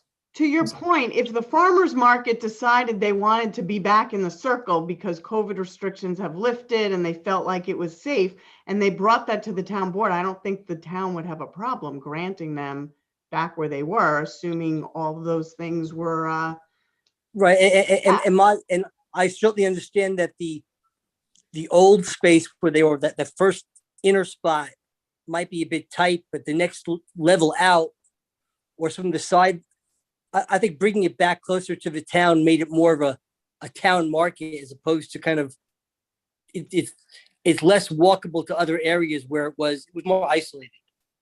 So sorry, they're back there because that's where they wanted to be. They've also taken some steps towards, they're getting a storage pod that they've already cited there. And so they've actually taken some steps around the organization and their plans for the summer. So I don't actually think it's likely to change for this year. That's too bad. They didn't solicit any I actually feedback. think it's awesome in the back lot. I really like it. Okay. Well, I guess we can differ on our opinions there. That would be the first time we ever had a disagreement. Right. But I found it, a much more social kind of type thing when it was closer to town. But maybe that's just me. Well, but the point with the COVID restrictions is that people aren't supposed to be congregating so tightly. No, but I guess my point was that the next circle, we've done other configurations up closer to town that are much wider. The whole parking lot is wide open on Saturday mornings, and by bringing it back closer to town, Rob, I will talk to them. I don't know what to tell you. You can follow up with the farmers market and their board. I know, Rob, last year, it was really studied by the farmers market where they wanted to move for COVID in order to allow the market to function while maintaining social distancing. And that was deemed the best place where they are now. I agree with you. It's much more integrated and social when it's around the circle, but we're not in normal times. And when we get back to those times, I think 100% they'll probably want to move back there. But right now, I know there was a lot of research done last summer as to where the best spot was to make sure, we were having one way in and people could be, really, 6 feet apart. So, and not only the shoppers, but also the merchants felt very safe there. So I don't see that changing this year, but I agree with you. And certainly we, whatever they want, we would try to accommodate. I'll follow up with them to understand their rationale. Thanks very much. Okay. The next thing that we have on the agenda is the Climate Smart Communities Resolution. So there's a resolution in the work session packet at Sabrina's request. She's asking for us to create a New York State Climate Smart Communities Program. The resolution recertifies our 2008 status as a Climate Smart Community Pledge E, I guess. And so if the board will consider this action later in the meeting, we can deal with membership in next week's meeting. Well, I thought you were going to go ahead and appoint. We can appoint some of them. Lauren tells me that's actually not the way she created the resolution for this evening. It was just to create the committee for tonight. To create the committee for tonight. And she envisioned personnel being appointed actually next week. So I think maybe we just leave it that way. And then we're going to advertise it to the community. Yes. Next, Nick, if you could help us out with the legislative update, a discussion of the new marijuana legislation and our existing legislation and where we are. Absolutely, I'll do my best. So this is a new state legislation that was adopted just a week ago on March 31st when it was signed into law. It's a 128-page law. So I apologize, I'm not up to speed on this, but I will walk you through it. I do have a basic understanding. The town did previously address some of these concerns with respect to marijuana retail establishments in your zoning code, similar to vape laws. So you have it defined in your zoning code. It doesn't meet the state definition, so we'll need to do a little bit of a cleanup to make sure our definitions are consistent. But you already have, for example, separation requirements in your town code from churches and from schools, and that is permitted under the code. I'll talk to that in a moment about the reasonable time, place, and manner restrictions. And the law really gives the municipalities the opportunity to opt out. It authorizes the retail sales of marijuana as well as for areas for local consumption, on-site consumption licenses that authorize the retail sale. And the municipalities have the ability to adopt a local law opting out of allowing those provisions within their municipalities. Under your existing code, you're allowing them to exist, but you're restricting it to certain areas. So if you wanted to prohibit it completely within the municipality, you would have to adopt the legislation by December 31st of this year. So that's the first threshold question for the town board is, do you wish to allow the license and establishment of retail dispensary license facility or the on-site consumption licenses? So Nick, under our current code, where we have restricted the vape shops, the time, place, and manner restrictions that we put into place for where a marijuana dispensary can be located. And we have limited that. I think it's, Jeremy and I were debating this today. We couldn't remember if it was 2,000 feet or 1,000 feet, but it's within a certain number of feet away from a school and within 500 feet away from a community institution or a park or a this and that. Yep. My question to you is that we have construed that so narrowly that there are a very limited number of places within town that you could put one of these, right? We have written that so narrowly that there's almost nowhere you could have it. So my question is, are we going to be challenged because it's not reasonable, the limitations that we put on where they could be cited? And if that's going to happen, should we then take the action of opting out via a local law? Because if we get challenged next year and it's determined that our time, place, manner restrictions are not reasonable, and we haven't opted out by December 31st of this year, we've lost the opportunity to do so. So a couple points. One, the existing town code section, excuse me, I'm just reading from my screen, is 60-410M.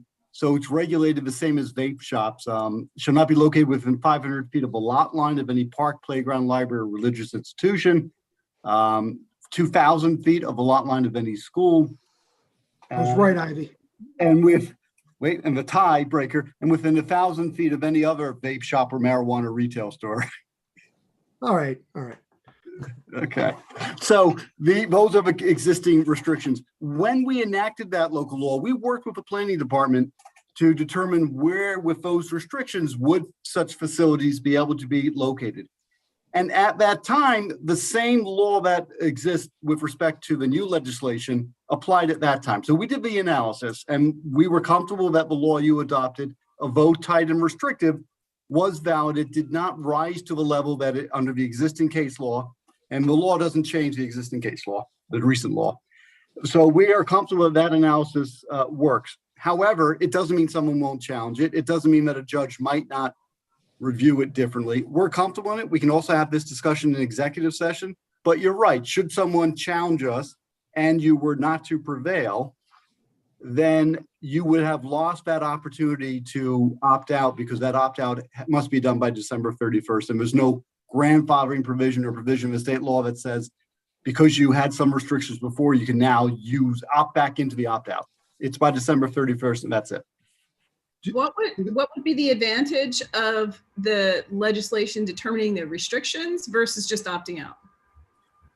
The legislation determining the restrictions was at a time when you did not have legislative authority to opt out, and you needed to allow such uses, similar to smoke shops or adult use stores. They have to be permitted somewhere. So we found one that reflected the town's needs and concerns with separation from schools, valid public health concerns that have been recognized by the courts.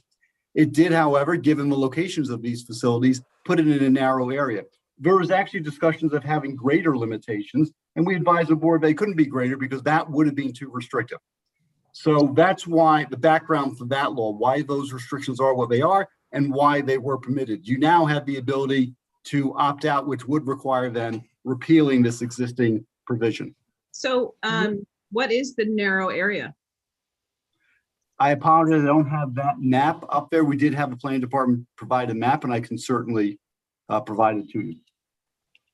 And then Nick, to take the opposite approach for a second, just because I like to understand all the facts before we make a decision, what would be the benefits of having a dispensary, for instance, in town, of allowing it to be in town? Do we receive tax revenue? You know, how is that written in the legislation, et cetera? And I don't want people saying I'm in favor of it or against it. I just want to get all the facts. Yep, nope, fair enough. And we actually have a legal alert that I'm reviewing the draft of, which we'll send out to tomorrow. We'll give you some more details. But in summary, the cannabis products are subject to a 13% tax in New York, 9% which goes to the state, 4% to the localities, 25% of which the county gets. The town would get the other 75% of that 4%. So to follow up on that point, Nick, so if it's 25% of a quarter of 4%. Yeah, so it's 3% of it. Yeah, so we're getting 3%. And to think that even if we had a dispensary, I mean, I have no idea what it would eventually generate. If it generated $500,000 or $1 million, who the heck knows? Not talking an insane amount of money, but again, I have no idea what it will generate. Before I go to my statement or my opinion, my question was, should a future town board, if we were to opt out, should a future town board want to opt back in? Is that permissible? Absolutely, yes. That if you have opted out, you can opt in. It's a local law. It's subject to a permissive referendum, meaning that the electorate could challenge that, but you can opt in. Okay. So my first sort of blush statement or thought about this is that if other municipalities start doing this, and whether it's in Pleasantville, Mount Kisco, White Plains, North Castle, I don't know who's going to do it, but in terms of looking at it from a dollar perspective, how many dispensaries are going to be sustainable in a community of this size? And if people want to smoke marijuana and it's legal, to go 3 minutes one way, if you live on the west side, go to Austin if they allow it, or go to North Castle or Mount Kisco or Pleasantville or White Plains. I don't see this as a huge money maker if you're looking at it from a fiscal perspective at 3% tax on one or two at most dispensaries. So I don't see it that way. I see it more of an issue of, what added benefit do we have to bring marijuana use here? Not that it's not happening anyway. I just don't see the plus to it. Fine, if it's legal, go 5 minutes one way, 20 minutes the other way. I don't see it any positive really. Education is going to be there. No one wants regular cigarette smoke walking down the street. I think people will be respectful on that front. It's not going to be a huge economic boom. I just don't see that happening when we're competing in municipalities that are far more dense and far more urban, more people in a larger population, that it's going to, do that much for us in terms of economics, if that was someone's perspective. So overall, whether or not I want to have it completely opt out or not, I don't know, but I don't see a benefit, at least at my first glance of this, of anything like this coming into the community. Maybe we'd get a diner. Sorry. 24-hour one. Sorry, exactly. Sorry. Well, maybe we have ancillary benefits. We could have secondary benefits. Yes, we could service that. You can opt out of having a dispensary and on-site consumption. You can't opt out of allowing people to smoke marijuana in your community. That's not what I'm saying. My point was, and to consume in your community. Right, that was not my point. Yeah.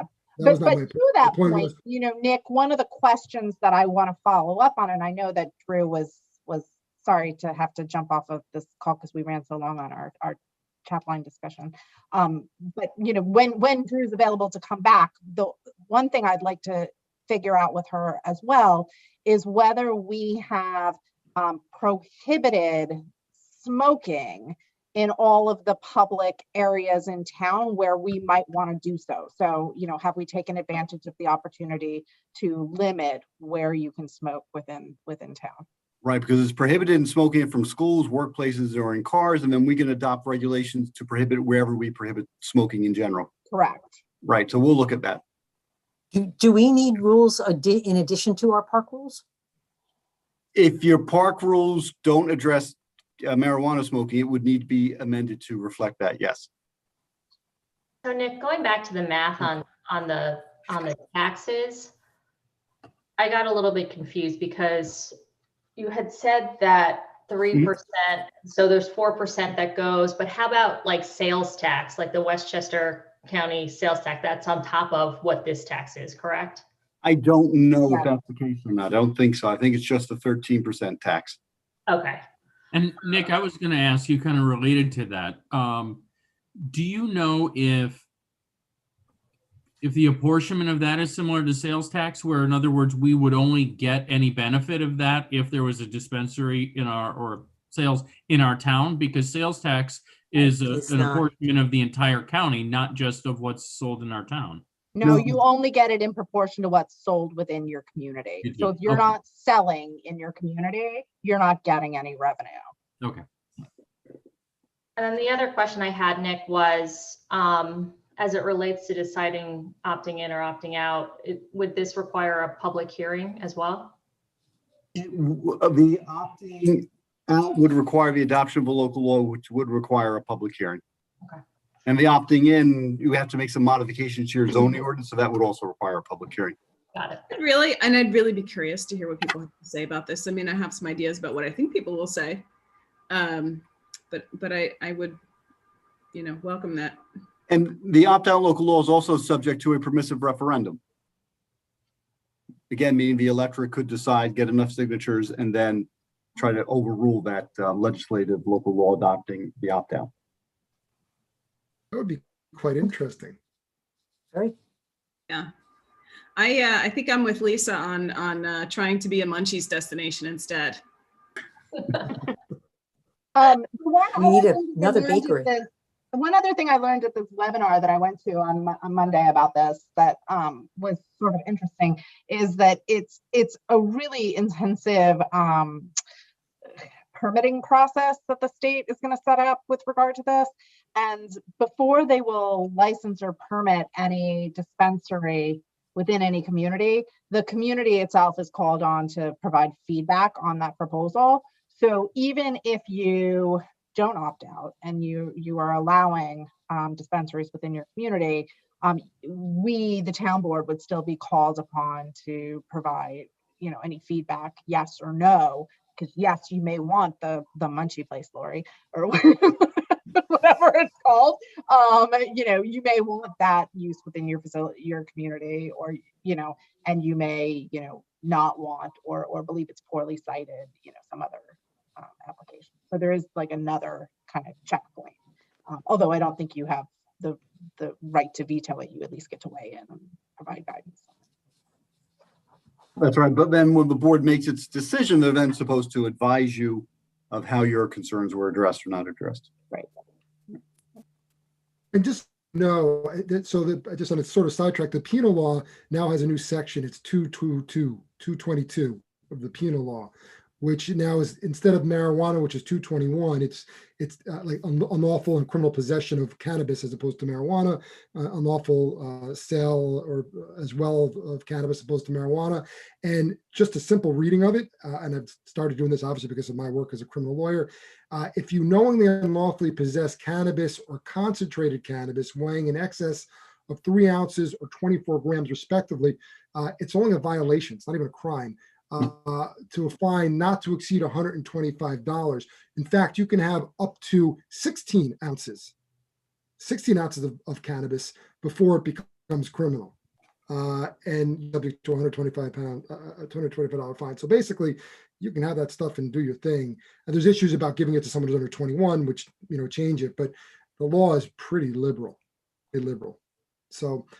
Listen, I think we have to think long and hard about it. Do I think that the idea of limiting it or as opposed to banning it? I don't know where I am exactly on that, but I don't see this being a huge moneymaker for the town of Newcastle.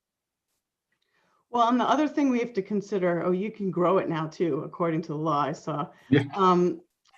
Individuals, but depending on how many dispensaries are, let's say, located near Newcastle, there also may be issues with needing additional police force, things like that, if we had it in our town. And I say that simply because I've seen dispensaries in areas where there are not any other ones in a close proximity, and there are significant lines and buildup of people waiting for, product.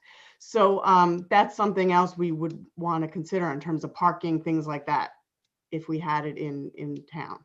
And the municipalities are able to enact laws to reasonably regulate the actions and conduct of personal cultivation. So that's something we'll have to explore as well. Yeah, I mean, I think that's a good question. Like, do you have to put up a fence around your 3 plants or whatever it is? Right. So I do have a couple of questions that we, and again, I know that Drew was excited to do this with us. So maybe we can have her come back another time and address some of the questions that we've raised here today. But I'm unafraid to state that my opinion on this is that we should opt out. And so, when Drew comes back, maybe she can come back with a draft of what that opt-out law would look like as well. The town board can start to discuss that.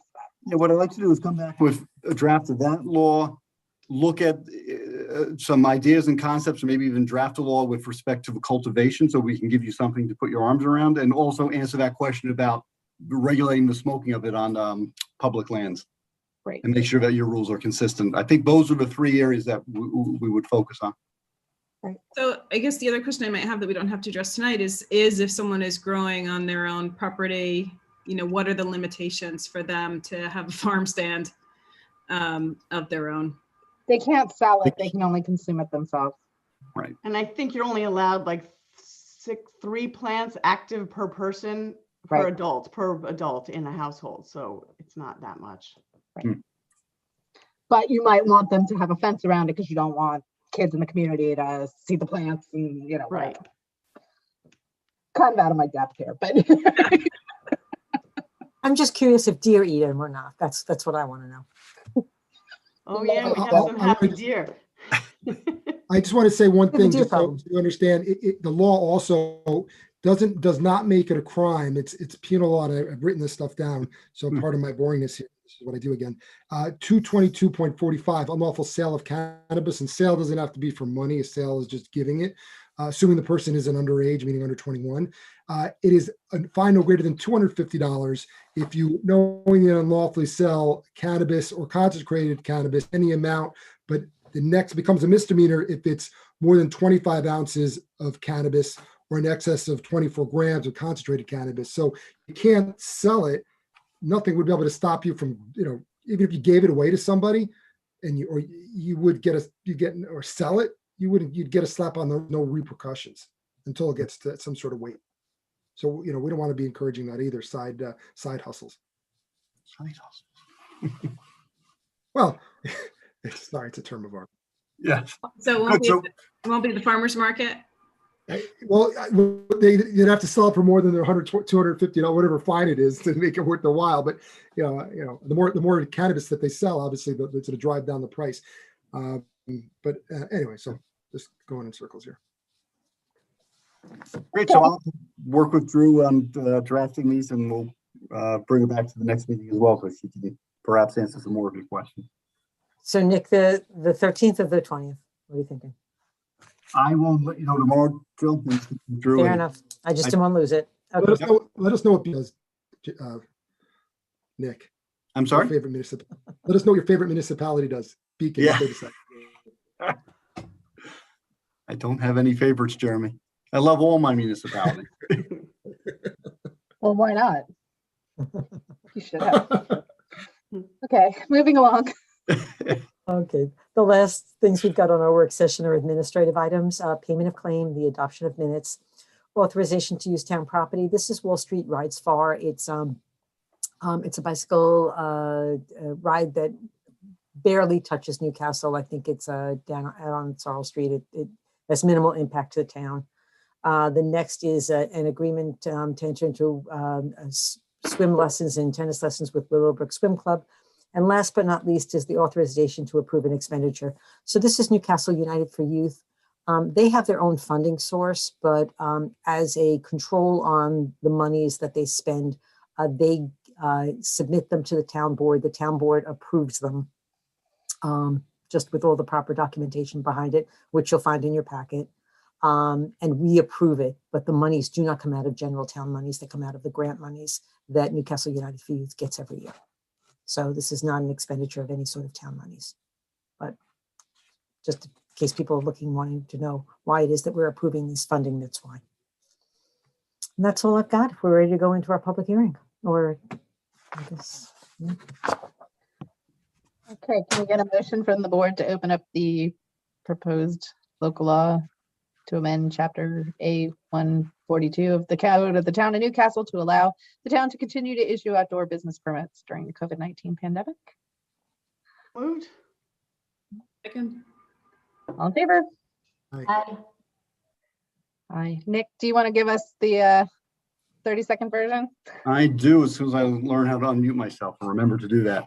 So back in September of last year, the town created Chapter 142 that authorized the creation and expansion of outdoor retail sales for gym operations, personal care services, and dining areas during the COVID-19 pandemic. So in essence, to use public property and to use their outdoor property that they privately owned for those purposes. And the law set forth that it had a permitting process, insurance requirements, safety plan approval, all of which was implemented last year under the supervision of the town administrator and staff. It had a provision in there that would expire by a certain date in November. So this local law removes that date and also notes that any permits that have been issued in the past that are still complying with the regulations are deemed to be grandfathered and extended. So this is really just an administrative catch-up. We're not changing the substantive provisions of the law adopted last year, which I understand are working fine. And so that's tonight's public hearing. 33 seconds. Okay, thanks, Nick. Great performance. So we're here for a public hearing. So if we have anyone who's an attendee on the call who would like to have the opportunity to comment on the proposed local law, please feel free to go ahead and raise your hand. And in the meantime, I will check with Christina Papes, our town clerk, to see whether we've received any public comments on this topic over email. We have not, no. Thanks. And Pam, can we also check with you and see whether we have any comments that have come in over our YouTube feed?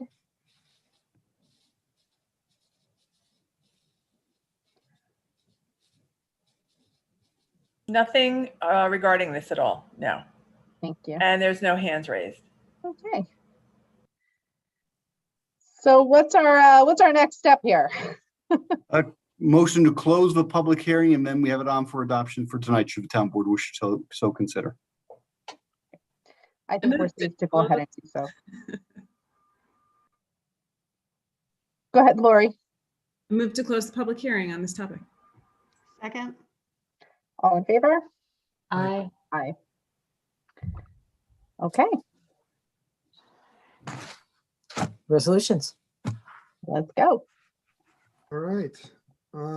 We have consent agenda items. Does anyone want to opt out and have this separate and apart from our consent agenda? No? All right.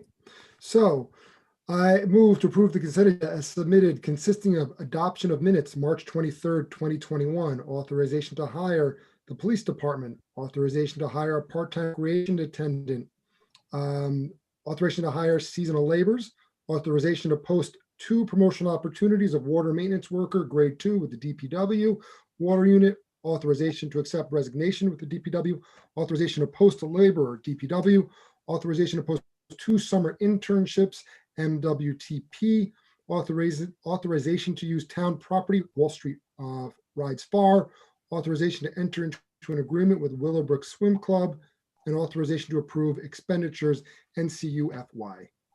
Second. All in favor? Aye. Aye.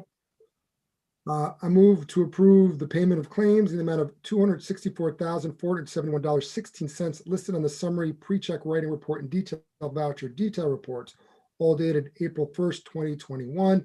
Checks will be issued and mailed to each claimant listed on Wednesday, April 7th, 2021. Second. All in favor? Aye. This is in reference to adopt the New York State Climate Smart Community Pledge and establish a Climate Smart Community Task Force and appoint Climate Smart Communities Coordinator. Now, yes, we about to say something? No. Now therefore be involved that the town of Newcastle, in order to reduce greenhouse gas emissions and adapt to changing climate, readopts the February 2008 Town Board Resolution adopting the New York State Climate Smart Community Pledge, which comprises the following 10 elements: build a climate smart community, inventory emissions, set goals, and plan for climate action, decrease energy use, shift to clean renewable energy, use climate smart materials management, implement climate smart land use, enhance community resilience to climate change, support a green innovation economy, and inform and inspire the public, engage in evolving process climate action. Be it further resolved, the town board hereby determines that the Climate Smart Communities Task Force should be composed of 9 members, consisting of the following, and that the members shall be appointed for a 2-year term as per the town board and as reflected below. And be it further resolved that the Newcastle Director of Planning, Sabrina Charney Hull, is hereby appointed as the town's CSC coordinator. Second. All in favor? Aye. Aye. Aye. I move to adopt a local law to amend Chapter A142 of the Code of the Town of Newcastle to allow the town to continue to issue outdoor business permits during the COVID-19 pandemic. Second. All in favor? Aye. I move to set a public hearing on Tuesday, May 11th, 2021 at 7 p.m. or soon thereafter as practicable with regard to the matter of landmark designation for the building located at 10 Center Street. Second. All in favor? Aye. Aye. I think that's it. That's it. Okay. To adjourn? Second. Georgia? All in favor? Aye. Thanks, everyone. Thank you all.